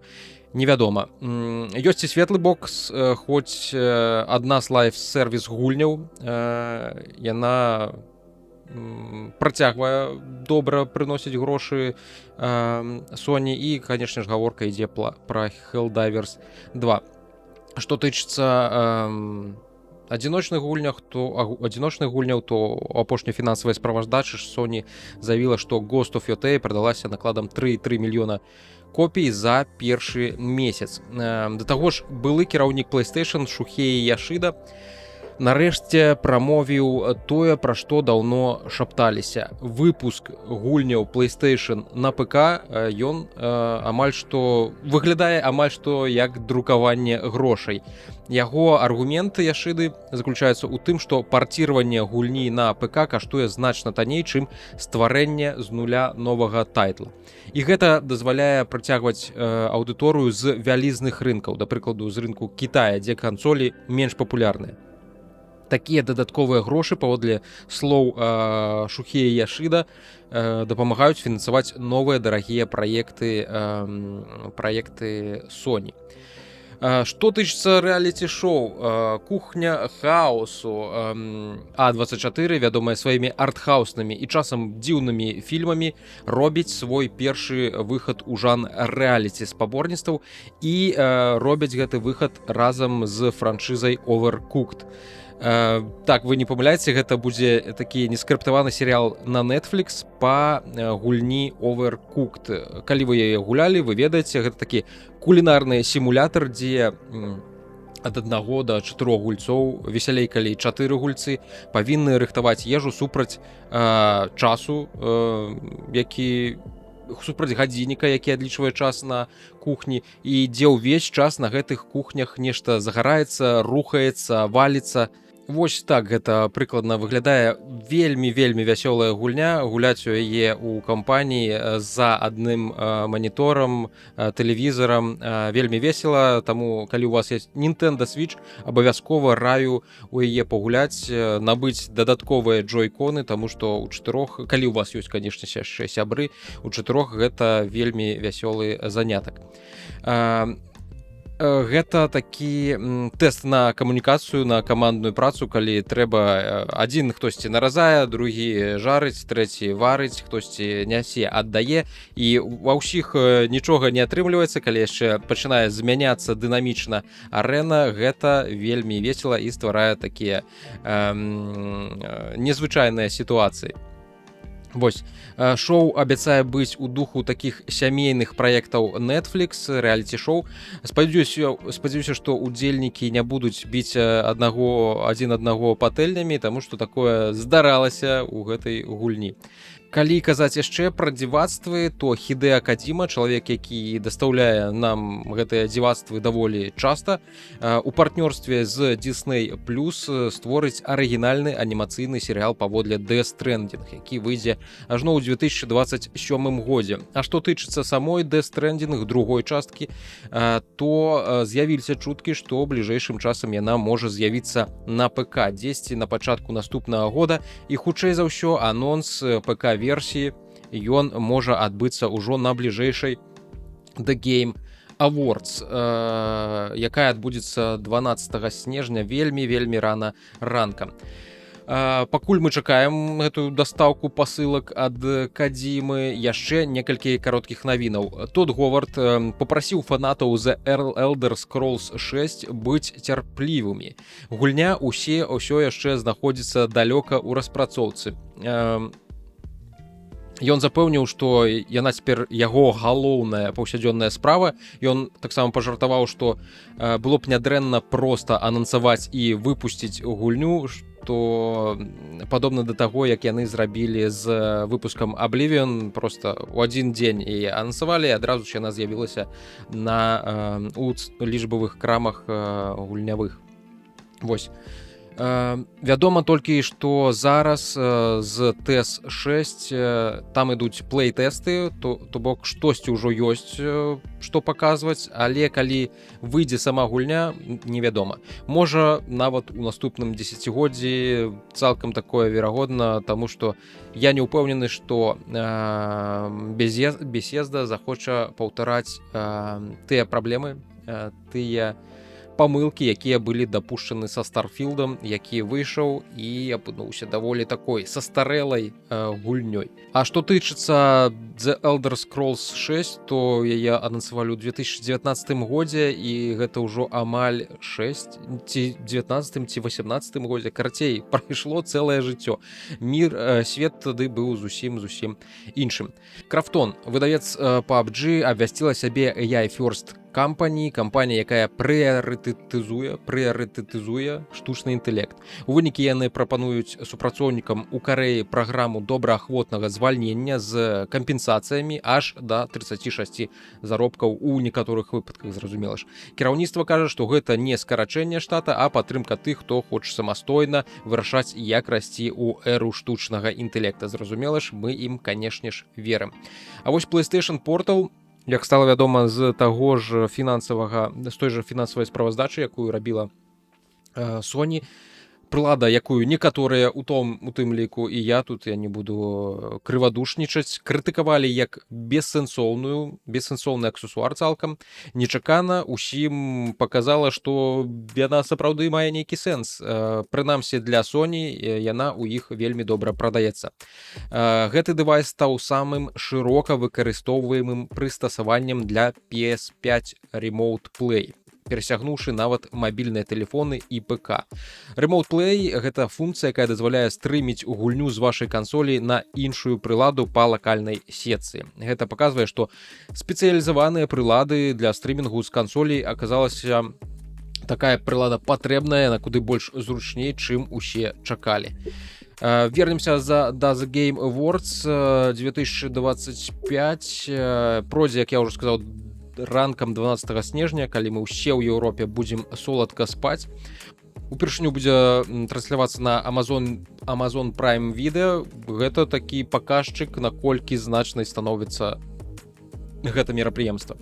Упершыню таксама трансляцыя на Твічы будзе весціся ў раздзяляльнасці 2К. Намінанты ўжо абвешчаны. Гульня Clair Obscur, як вы маглі б здагадацца, яна будзе, на жаль, на першым месяцы паўсюль. У яе 12 намінацый, гэта найвялікшая колькасць для ўсіх гульняў, якія толькі ёсць тут у гэтым годзе. Самая вялікая колькасць і нават у гісторыі ўсяго шоу. На жаль, верагодна, яна і атрымае большасць з узнагарод у сваіх катэгорыях. Іншыя лідары Death Stranding 2, On the Beach і Ghost of Yatei. Для мяне гэта было неспадзянкай. Яны атрымалі па 7 намінацый, а Hades 2 атрымала 6. Гульня года, спіс у вас зараз на экранах. На жаль, у мяне не ўсё тут памяшчаецца. Магчыма, можна зрабіць вось так, і ўсё памесціцца больш-менш. Як вы бачыце, тут у спісе Clair Obscur Expedition 33, Death Stranding 2, Donkey Kong Bonanza, Hades 2, Hollow Knight новая Silksong і Kingdom Come Deliverance 2. Маім фаварытам з'яўляецца Kingdom Come Deliverance 2. Я б вельмі хацеў, каб яны атрымалі як мага большую колькасць узнагародаў, але, на жаль, ёсць вялікая верагоднасць, што ў гэтым годзе ўсё аддадуць Clair Obscur Expedition 33. Усе па ёй проста вар'яцеюць. Я ў яе пагуляў і, прызнацца чэсна, я яе з цяжкасцю і болем дайшоў да канца, можна нават сказаць, даташніў. Дарэчы, пераможцаў у гэтых усіх катэгорыях будуць вызначаць журы. 90% іх вагі галасоў будзе укладвацца ў агульнае галасаванне, і публічнае галасаванне гэта яшчэ 10% у вагу галасавання. Пасля абвяшчэння намінантаў мільёны галасоў былі аддадзены за некалькі гадзін, што Джеф Кілі назваў беспрэцэдэнтным выпадкам. Джеф Кілі, яшчэ што цікавае, размясціў у пустыні Махаве вялізную статую з дэманічнымі істотамі і нейкім нібыта парталам, нейкімі дзвярыма, апісаўшы гэтую статую 3 словамі: Regal Inspiring Chickness, што б гэта не значыла. Ніхто яшчэ не расшифраваў, што гэта значыць. Самая папулярная тэорыя — гэта тызер Diablo. Была такой папулярная гісторыя, але потым Джейсон Шрайер, вядомы гульнявы інсайдер і журналіст, сказаў, што гэта не тычыцца Diablo, але я не магу сказаць вам, чаго гэта тычыцца. Ёсць і тыя, хто спадзяецца на Elder Scrolls 6. Чаму б і не? Новы Doom ці God of War. Doom мы толькі бачылі ў гэтым годзе, я моцна сумняюся, што там, хаця цалкам магчыма, больш падобна, зразумела, што вось гэтая арт-інсталяцыя да таго, што можна назіраць у Думе. God of War таксама спрэчна, таму што, здаецца, наступная частка God of War павінна быць пра Грэцыю. У грэчаскім метасусвеце, як сеттынгу, вось. Я ні на што з гэтага асабліва не спадзяюся цалкам з гэтых агучаных гульняў, бо ўсё, што мяне з гэтага спісу шчыра магло цікавіць, гэта гульня па богу вайны. Але ў мінулым годзе, пасля 20 гадзінаў у GOF Ragnarok, я проста кінуў гэтую духаціну, не змог яе дапрайсці, што для мяне самого насамрэч было дзіўна і нечакана, але ж хадзілі чуткі, што там збіраюцца, дарэчы, рабіць рэмейкі самых першых арыгінальных экшанаў God of War. Пры тым, што першы сапраўдны GOF выйшаў якраз у 2005 годзе, то бок прайшло 20 гадоў, дык можа на гэтыя 20годдзе мы пачуем нейкі анонс якога-небудзь перазапуску. Всё. З кароткімі навінамі, якія расцягнуліся на 17 хвілін, мы закончылі гэтым разам. Пяройдзем да галоўнай тэмы, якую я вам сёння хацеў агучыць. Гэта ж, зразумела ж, Steam машыны. Steam машыны. Valve вяртаецца ў кансольныя войны і на гэты раз, здаецца, ужо вяртаецца сур'ёзна. Памятаеце тыя легендарныя часы, калі Valve показала свету Steam машыну ў першы раз і свет у адказ ветліва зрабіў выгляд, што нічога не бачыў. Ну дык трымайся за свае джойстыкі, за свае геймпады. Гейб Ньюэлл з сваёй камандай цікавых інжынераў, галавастых, яйцагаловых, як кажуць, зноў лезе пад ваш тэлевізор. І робіць гэта так, нібы 12 гадоў з мінулай паразы не прайшло. Valve зноў выпускае кансоль Steam машыну, але цяпер яна рэальна можа насамрэч выстраіць. Гэта кансоль памерам з пачак сурветак, можа дзесьці з 2 разы меншая за Xbox Series X. Кошт, праўда, пакуль плануецца хутчэй за ўсё быць немаленькім. Valve кажа, што не збіраецца субсідзіраваць Steam машыну, ну а вядомы тэхнаблогер Linus Tech Tips лічыць, што каштаваць яна будзе каля $700. Гледзячы на тое, як зараз даражэе насамрэч аператыўная памяць, што ўвогуле адбываецца на гэтым рынку, пра што мы яшчэ пагаворам пазней, я б не быў такім аптымістам і закладаў усе $800-900 на старце. Рыхтавацца трэба да горшага. Калі будзе танней, будзе нам прыемная неспадзяначка. Зразумела, што за $800-900 гэта для мяне не інстант-бай, гэта хутчэй за ўсё для большай колькасці карыстальнікаў Steam не будзе інстант-бай, толькі для нейкіх энтузіастаў. Агулам, што мы атрымаем за такія грошы? Новая Steam машына гэта кастомны ПК, прызначаны для функцыянавання як кансоль. То бок, гуляеш пасярод гульні, націснуў кнопку выключэння на корпусе. На наступны дзень зноў яе націснуў, тэлевізор ці манітор загарэўся і гуляеш далей з таго ж месца, дзе ты спыніўся. Штосьці на фантастычнай мове для Windows, нашмат больш бесперабойны карыстальніцкі інтэрфейс і нашмат больш бесперабойны гульнявы досвед. Прылада мае кампактны памер, удвая меншая за... Так, давайте вернем нашу Steam машыну. Яна удвая меншая за PlayStation 5 Pro прыкладна. Агульны аб'ём корпуса ўсяго 3,8 літра. Гэта зусім мала. У маім камплюктары там, здаецца, 11 літраў, і там ужо ўсё даволі шчыленька, але з іншага боку там і відэакартка такая сапраўдная, паўнаразмерная. Унутры вось гэтага невялічкага кубіка знаходзіцца блок харчавання, і гэта азначае, што не патрэбны нейкі асобны знешні блок. Гэта вельмі ўражвае насамрэч. Корпус мае зменную магнітную пярэднюю панель, якую вы маглі назіраць дзесьці вось на гэтых кадрах. Яе можна здымаць, і тут за корпусам мы бачым вялізны радыятар, які там яшчэ ўнутры гэтай кансолі працуе тая штука, якая экраніруе магнітныя перашкоды ад розных дэталяў. Valve мае намер выпусціць CAD-файлы канструкцыі, каб карыстальнікі маглі самі распрацоўваць і друкаваць на 3D прынтары свае ўласныя такія панелькі. Ніжэй гэтай панелі размешчана наладжвальная RGB панель, якую плануюць выкарыстоўваць і для інфармавання у якасці індыкатара прагрэсу для загрузак гульняў і для нейкіх абнаўленняў. Нават калі тэлевізор выключаны, яна можа гарэць і паказваць, што ў фонавым рэжыме зараз ідзе нейкая чагосьці там загрузка, абнаўленне кансолі. Valve заяўляе, што Steam машына прызначана для пераносу досведу Steam Deck'і на тэлевізор, але са значна больш магутнасцю у 6 разоў магутней за Steam Deck. Прадукцыйнасць чакаецца на ўзроўні не менш за PlayStation 5, а магчыма і пераўзыдзе PlayStation 5 Pro.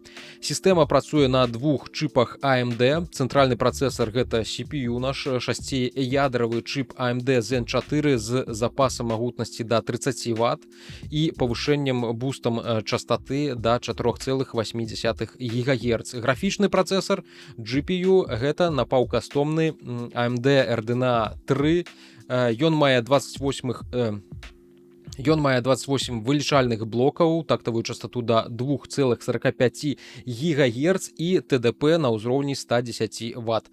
GPU будзе абсталяваны 8 гигабайтамі памяці GDDR6, то бок зусім няшмат. Valve разлічвае на добрую працу FSR, тэхналогіі маштабавання выявы, якая належыць AMD. Сховішча, не сховішча, аператыўная памяць 16 гигабайт DDR5.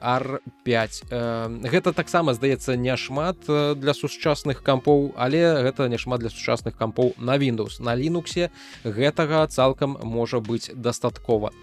Гэтая памяць аператыўная пастаўляецца на стандартных стіках памяці для ноутбукаў, усё дзеля змяншэння памераў самой Steam машыны. Сховішча. Прылада мае паўнапамерны адсек для M2 SSD-шнікаў. Гэты адсек таксама прымае меншыя M2, меншых памераў, меншага стандарту, якія выкарыстоўваюць у Steam Deck. Астуджэнне. Steam машына была цалкам распрацаваная вакол сваёй сістэмы астуджэння. Яна выкарыстоўвае ціхі 120-мм ПК-вентылятар. Не ўпэўнены, што мы яго тут зможам пабачыць. Ну так, на жаль, у мяне няма гэтых слайдаў. Зараз я паспрабую знайсці. Вентылятар з кастомнай геаметрыяй лопасцей, ціхі 120-мм. Відэавыхады знаходзяцца, ёсць два. Один HDMI 2.0, то бок не 2.1, разлічваць на высокую раздзяляльнасць і высокую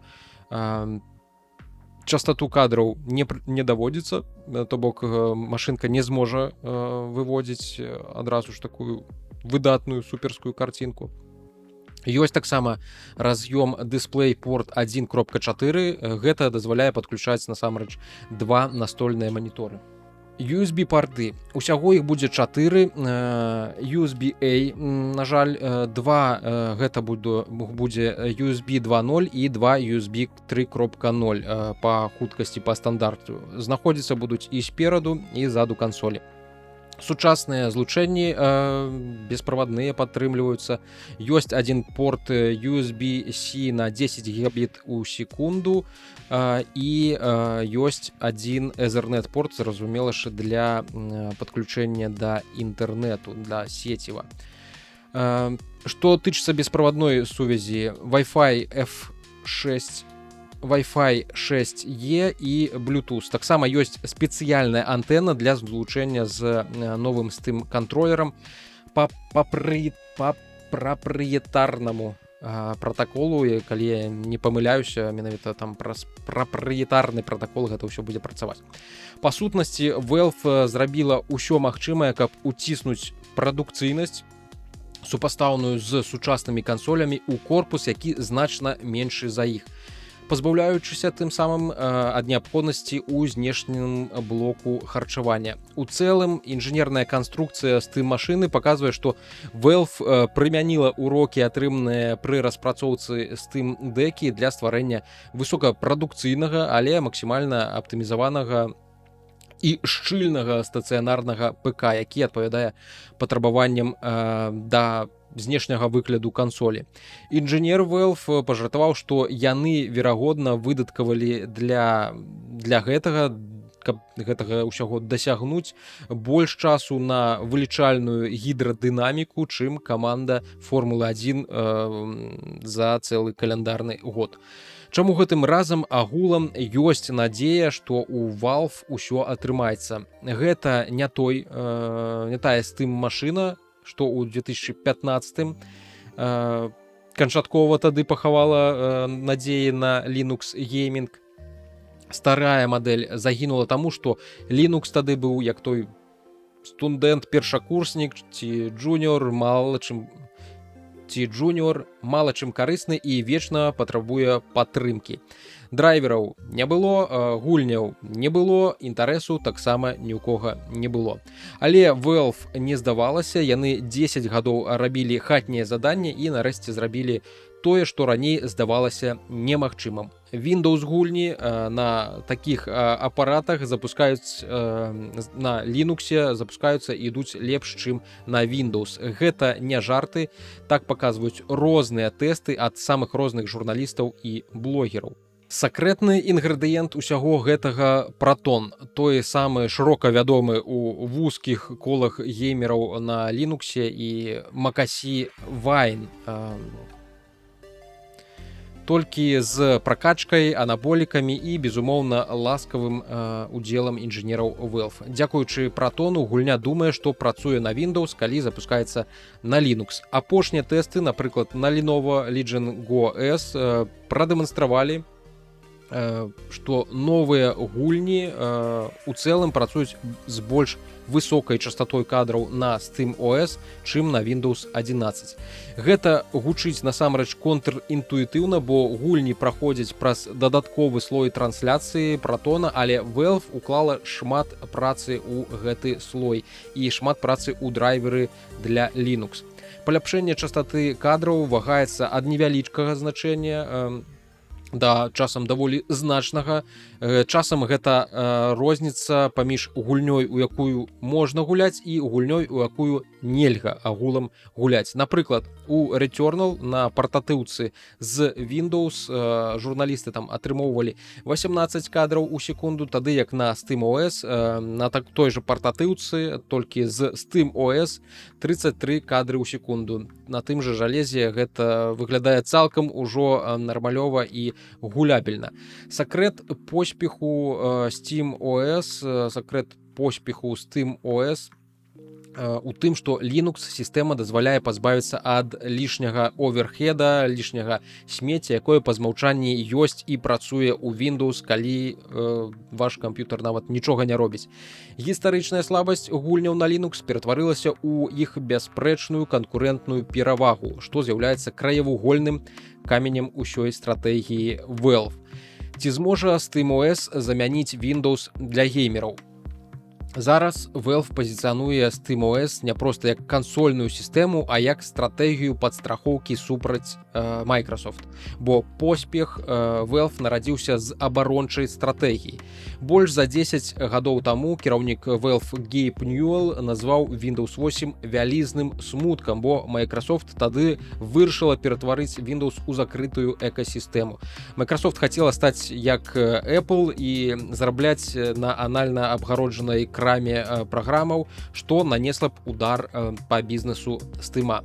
Цяпер гэты абарончы ход стаў магутным наступальным крокам, які дазваляе Valve прапанаваць той самы уніфікаваны досвед, да якога імкнецца яе канкурэнт, да якога імкнецца Microsoft. Па сутнасці, Valve стварыла тую самую міні-кансоль на базе ПК, пра якую марыць сама Microsoft для свайго Xbox, але выкарыстоўвае Linux. Яны сканцэнтраваны на тым, каб іх платформа SteamOS пашыралася. Аднак, калі вы хочаце перайсці на SteamOS, мяне ўзнікала такая думка, такое магчыма на асабістым ПК, але вы сутыкнецеся з дзвюма велізарнымі праблемамі. Першая — гэта праблема антычыту. Гэта, безумоўна, самая значная перашкода для поўнага пераходу для геймераў на Linux. Гульні, якія патрабуюць ядзернага антычыту, то бок антычыту на ўзроўні ядра, такія як Valorant, Fortnite, Destiny 2, Battlefield 6, проста не працуюць на SteamOS ці наогул на Linux.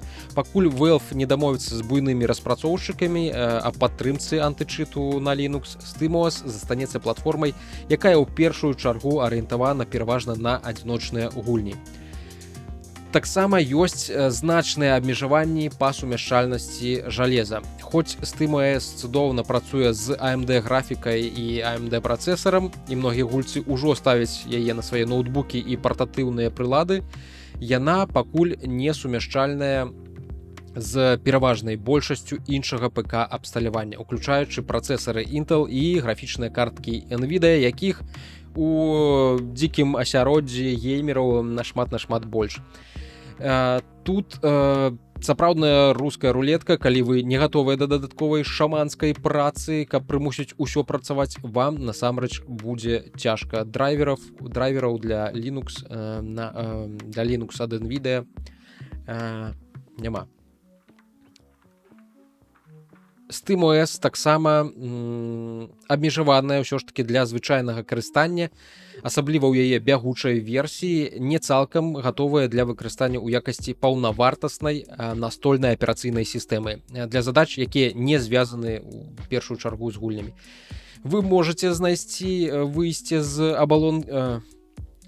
вы можете выйсці з абалонкі Steam на сваёй будучай Steam машыне, убачыце працоўны стол Linux, зможаце ўсталёўваць нейкія праграмы, нават браузеры, нават Windows паставіць, але гэта такі цяжкаваты досвед, шчыра кажучы, не кожнаму ён падыдзе для працы, таму што не ўсё ПО, у тым ліку для крэатараў, ёсць добрыя адпаведнікі, скажем так, на Linux.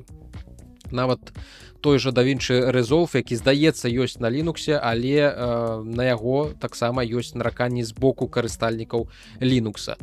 SteamOS гэта не проста аперацыйная сістэма ў першую чаргу, гэта такі сімвал таго, што Windows, раздуты штучным інтэлектам і рэкламай, страчвае сваю аптымізацыю як гульнявая платформа. Valve даказвае, што менш агульная сістэма, але з адкрытым кодам можа даць лепшую прадукцыйнасць, чым прадукт трыльённай карпорацыі.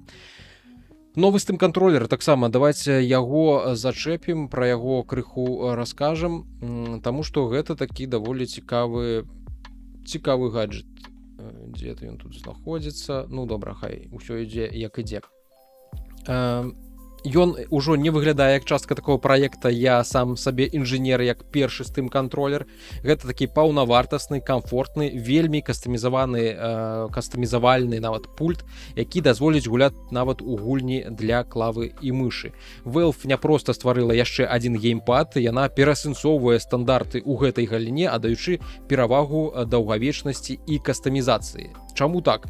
Таму што гэта першы фірмовы кантролер ад буйнога вытворцы, які выкарыстоўвае магнітныя, устойлівыя да дрыфту джойстыкі на эфекце хола.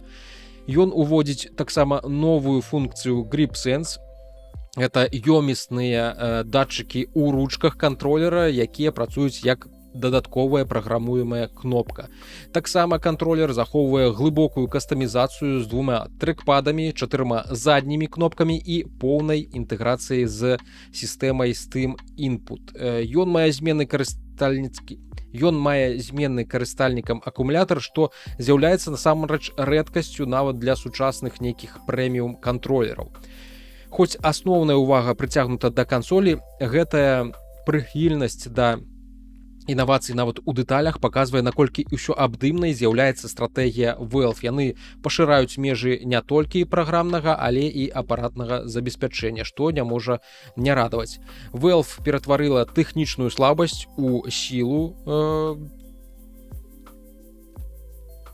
у сваіх кансолях, у сваіх Steam машынах, дасягнула мары свайго канкурэнта у асобе Microsoft, выкарыстала моц супольнасці Linux як множнік сілы, згуляла ў доўгую пасля публічнага правалу больш за 10 гадоў таму і працягвае уводзіць інавацыі на ўсіх франтах, нават у дэталях апаратнага забеспячэння. Усё гэта грунтуецца насамрэч на цярплівай, арыентаванай на праграмнае забеспячэнне стратэгіі, якая кідае выклік шматгадоваму дамінаванню Windows. Гэта не можа не радаваць. І гэта ставіць перад індустрыяй і гульцамі важнае пытанне. Цяпер, калі на рынку з'явіцца магутная і зручная альтэрнатыва, ці прымуць гульцы нарэшце Linux як асноўную платформу, ці масіўныя экасістэмы Microsoft і Sony акажуцца занадта укаранёнымі, каб іх можна было нейкім чынам пахіснуць.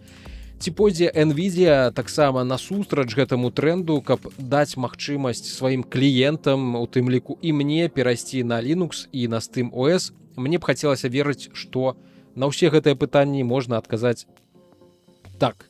Гегемонія Microsoft павінна ўрэшце пахіснуцца. Але ёсць адна дробная праблемка, такая памерам у кошт, і Valve кажа, мы не будзем прадаваць кансоль у мінус, кошт будзе як у ПК з падобнымі характарыстыкамі.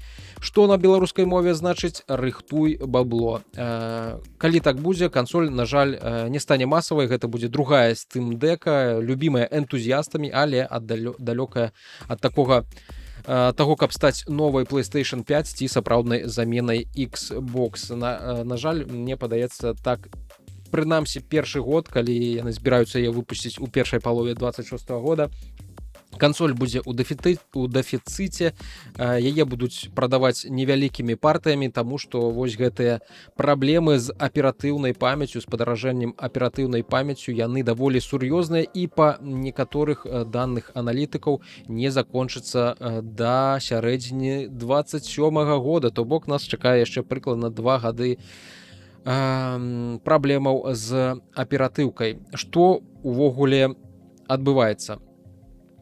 Калісьці аператыўная памяць, не аператыўная памяць, канешне ж, самай дарагой дэталю ў кампутары калісьці была відэакартка. Цяпер сустракайце новы люкс-клуб, гэта аператыўная памяць, якая ўжо прадаецца па прынцыпе як кальмары ў рэстаране. Кошт даведаешся толькі каля касы, таму што яго не выстаўляюць, каб не спалохаць кліента загадзя. Аператыўная памяць так падаражэла праз штучна-інтэлектуальныя ўсе гэтыя дата-цэнтры, якія ў неверагоднай колькасці зараз будуюцца па ўсім свеце, што крамы нават перасталі вешаць цэннікі і прадаюць аператыўку па рыначнай цане на сёння. У ЗША, гэта як сапраўды з кальмарам у якім-небудзь сярэднеземнаморскім горадзе, дзе ў рэстаране закупляюць з рынка свежых кальмарчыкаў, толькі вылаўленых, і ўжо там на месцы дамаўляюцца, колькі ён будзе каштаваць. У ЗША ў некалькіх крамах проста знялі фіксаваныя цэннікі з модуляў RAM, і на шкляной вітрыне карыстальнікі заўважылі шыльдачку кшталту: прабачце, сусветны дэфіцыт памяці, кошты скачуць кожны дзень. Калі хочаце, спытайце ў прадаўца, колькі яно каштуе зараз. На фота цэлае поле модуляў карсараў, побач 0 канкрэтных сум. У іншай краме RAM прадаюць як па біржы, учора адно, сёння другое, заўтра трэцяе. У амерыканскай сетцы Best Buy, напрыклад, 32 гигабайта DDR5 модулі вязуць за больш як $400, а 64 гигабайты пад $1000 каштуюць. Аўтар вось гэтага тэкста на вашых экранах, ён справядліва ўздыхае. 1,5 гады таму ён купіў падобны набор на 32 гигабайты за $155. Цяпер на ўсё гэта хочацца сказаць толькі 3 запаветных слова. Што за... Чаму раптам RAM стала такім делікатэсам? Тут некалькі фактараў наклаліся насамрэч адначасова. Пераход на DDR5. Старэйшыя працэсары мацярынкі з DDR4 патроху сыходзяць у гісторыю, новыя платформы. Яны ўжо пабудаваныя на DDR5, а значыць, попыт на новую памяць расце. Мытныя войны і тарыфы. У ЗША за апошні год туды-сюды мяняліся тарыфы і выключэнні з гэтых тарыфаў, што таксама дадае хаосу з коштамі. Але галоўны монстр насамрэч гэта дата-цэнтры для генератыўных нейрасетак. Пакуль гэта ўсё не лясніца, мы будзем жыць у нейкім пекле. Усе гэтыя мадэлі, што малююць коцікаў у стылі піксель-арт ці тлумачаць, чаму ты памыляешся ў кодзе, патрабуюць вар'яцкіх аб'ёмаў памяці і захоўвання. Не тых самых модуляў, што мы ставім у хатні ПК, але сэнс просты. Фабрыкі, дзе робяць чыпы памяці для нас і чыпы памяці для дата-цэнтраў адныя і тыя ж. Вялікія гульцы Samsung, Micron, SK Hynix глядзяць на свет даволі проста. Калі да іх прыходзіць гіганцкі заказ на памяць для дата-цэнтраў з тоўстай маржой, яны будуць забіваць магутнасці менавіта пад гэта. Бо гэта стабільныя, вялікія, вельмі прыбытковыя кантракты. І што застаецца звычайным смяротным, якія проста хочуць паставіць сабе яшчэ 32 гигабайта памяці, каб там кіберпунк перастаў падлагваць, правільна, застаюцца астаткі вытворчасці. Спачатку аператыўка і SSD ідуць буйным вытворцам ноутбукаў і гатовых сістэм, гатовых камп'ютараў, Dell, Lenovo, а ўжо тое, што засталося, трапляе ў розніцу ў выглядзе асобных модуляў і конскіх цэннікаў. У мяне з усім гэтым даволі стойкае дэжавю, прывітанне з эпохі майнінга. Падобную карціну мы ўжо бачылі двойчы з відэакарткамі. Спачатку крыптамайнінг у нас быў, потым пандэмія, рост попыту на гульнявыя ПК, і GPU разлеталіся з паліц, а кошты ўзляталі ў космас. На гэтым фоне скальперы, перакупшчыкі выкуплялі ўсё, што толькі з'яўлялася ў продажы. Некаторыя дробныя крамы крыху задзіралі нацэнку, заўсёды спасылаючыся на рынкавую сітуацыю.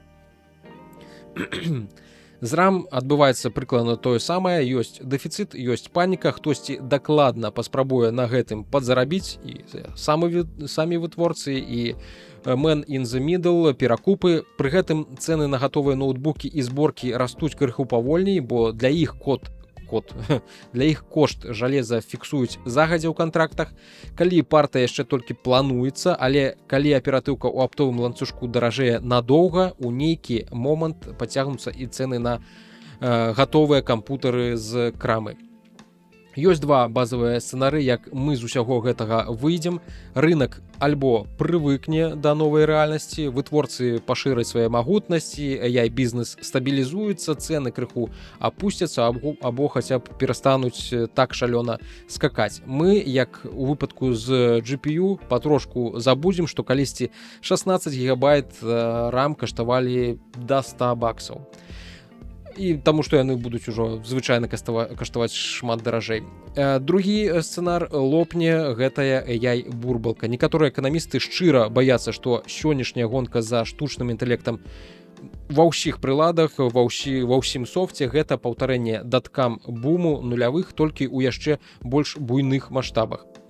Калі ў адзін момант высветліцца, што сіла AI крышку пераацэненая і інвестыцыі ляцелі ў ўсё, што крычала нейрасетка, можа адбыцца жорсткі абвал. Тады дата-цэнтраў пабудавана шмат, патрэбы ў новых будуць менш, заказы на памяць упадуць, і тут RAM ёсць надзея раптам зноў стане адносна даступнай. Праўда, у такім сцэнары ў свеце чакаецца сур'ёзны эканамічны крызіс, і ў нас будуць праблемы значна сур'ёзнейшыя, чым проста дарагая аператыўная памяць у хатнім ПК. Для нас, як для людзей, якія любяць апгрэйдзіць кампутер раз у некалькі гадоў, галоўны вывад такі: калі RAM вам не крытычна патрэбна зараз, магчыма, не самы лепшы момант бегчы ў краму, ці шукаеце дзе-небудзь на куфары варыянты набыць стары ПК і дастаць з яго RAM, якая яшчэ не настолькі дарагая. Не ведаю, як там на барахолках, ці адбілося гэтае павышэнне на БУ ПК, на цэнах на БУ ПК. І калі трэба штосьці рабіць тэрмінова, то купляць памяць тэрмінова па працы, там, рэндеры, монтажы у вас якія-небудзь. Рыхтуйцеся плаціць як за кальмара ў сапраўдным люксавым рэстаране. Ведаеце што?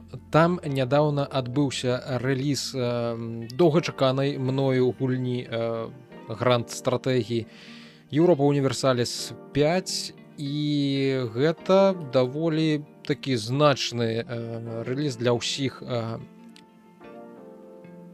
фанатаў вялікіх стратэгій. І зразумела, што я на старце адразу ж яе набыў, таму што гэта гульня на стагоддзі. Гульня на не на стагоддзі, на дзесяцігоддзе дакладна, мінулая, якая выйшла дзесьці там у 13-м годзе, мінулая, якая выйшла там дзесьці у 13-м годзе да 25-го года, была самай актуальнай.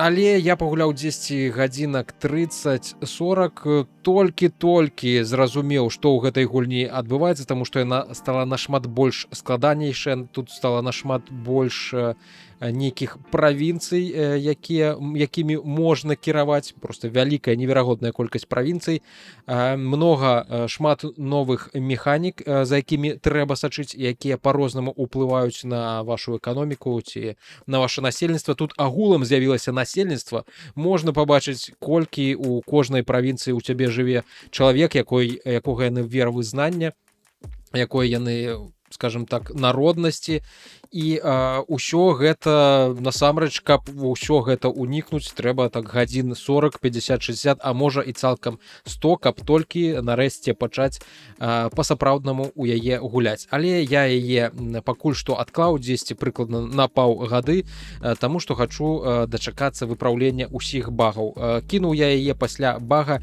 які здарыўся, як маё Вялікае княства Літоўскае патрапіла у унію, персанальную унію з Польшчай і Венгрыяй. І там часам адбываюцца нейкія галасаванні ў гэтай уніі за тое, каб узровень, скажем так, інтэграванасці ў гэтай уніі павялічыць, прапампаваць і ў канцы канцоў нейкім чынам усе гэтыя краіны аб'яднаць у адну краіну. Але праблема заключалася ў тым, што гэтае галасаванне проста не працавала, але кожны год яно трыгерылася, спамілася, і ў нейкі момант гэта ўжо...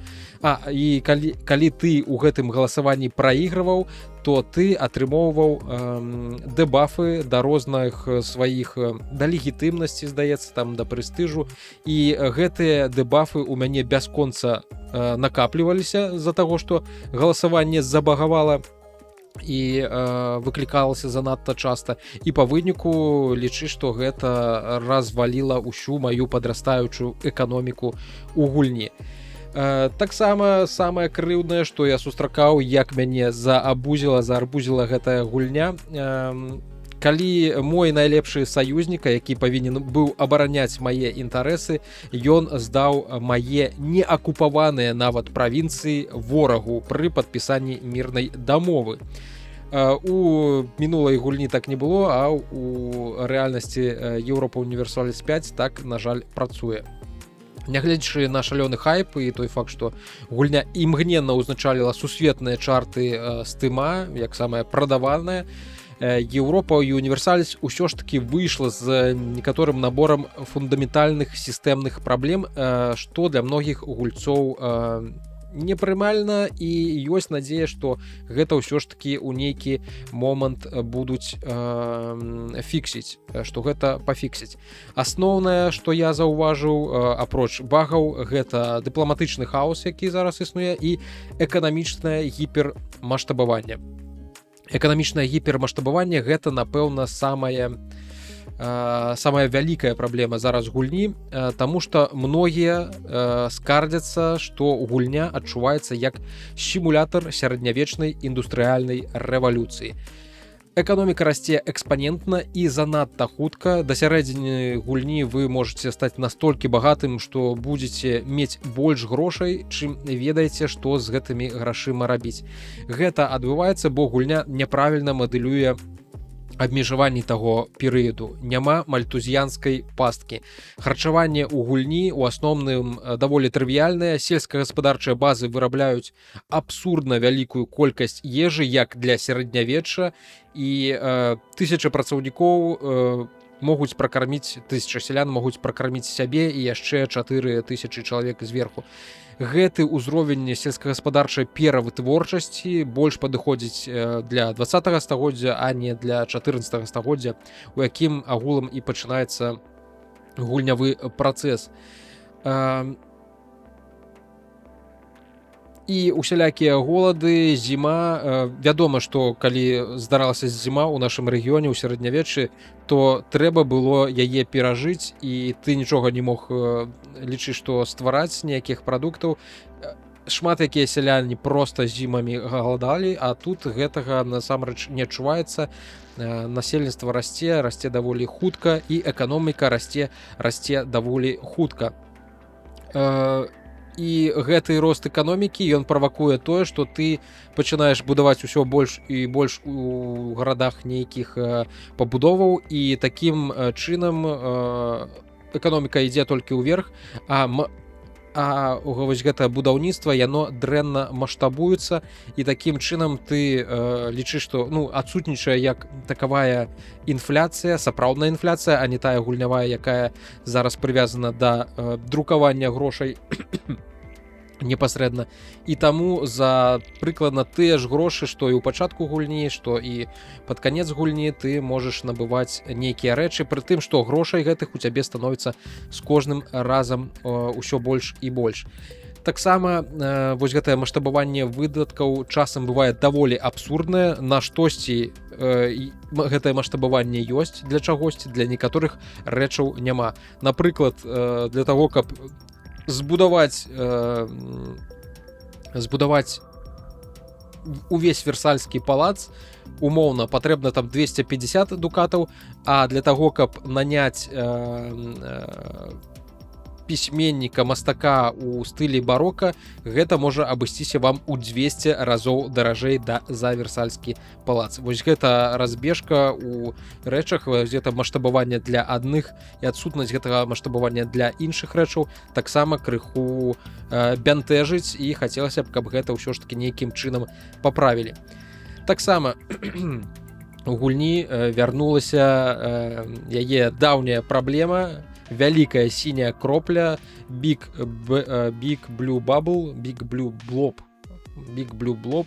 Гэта Францыя, яе апісваюць у гульні як абсурдна моцную, я з ёй не сатукаўся на шчасце, але яна дамінуе ў Еўропе занадта рана, лёгка захоплівае уніі, лёгка стварае гегемонію на карце і можа усяму свету забараніць, напрыклад, з вами гандляваць, накласці на вас эмбарга і прымусіць іншыя краіны свету просто за кошт сваёй велічнасці прымусіць іх не гандляваць з вами.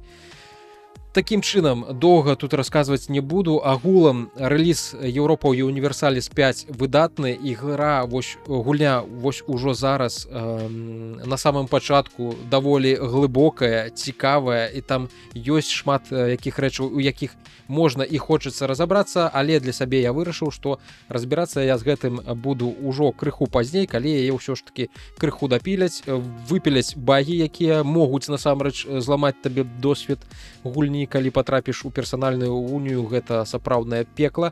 І калі крыху зробяць хардкорнейшае харчаванне, скажем так, і хардкорнейшую эканоміку, таму што зараз яна даволі простая. Будуй усё, што будуецца, па выніку калісьці ў цябе будзе неверагодная колькасць грошай, і так усё насамрэч, на жаль, пакуль што працуе, так усё выглядае. Гэта сапраўдны будзе гранд стратэгічны хардкор, я ўпэўнены, але праз некаторы час яшчэ трэба даць некалькі абновак. Патчы на гульню выходзяць даволі часта, гэта радуе, але таксама будуць і DLC, якія, зразумела ж, ва ўсіх гульнях парадоксаў прысутнічаюць, якія будуць прадавацца дадаткова і нейкім чынам пашыраць механікі яшчэ больш гэтай гульні. Спадзяюся, што гэтыя механікі будуць адэкватныя.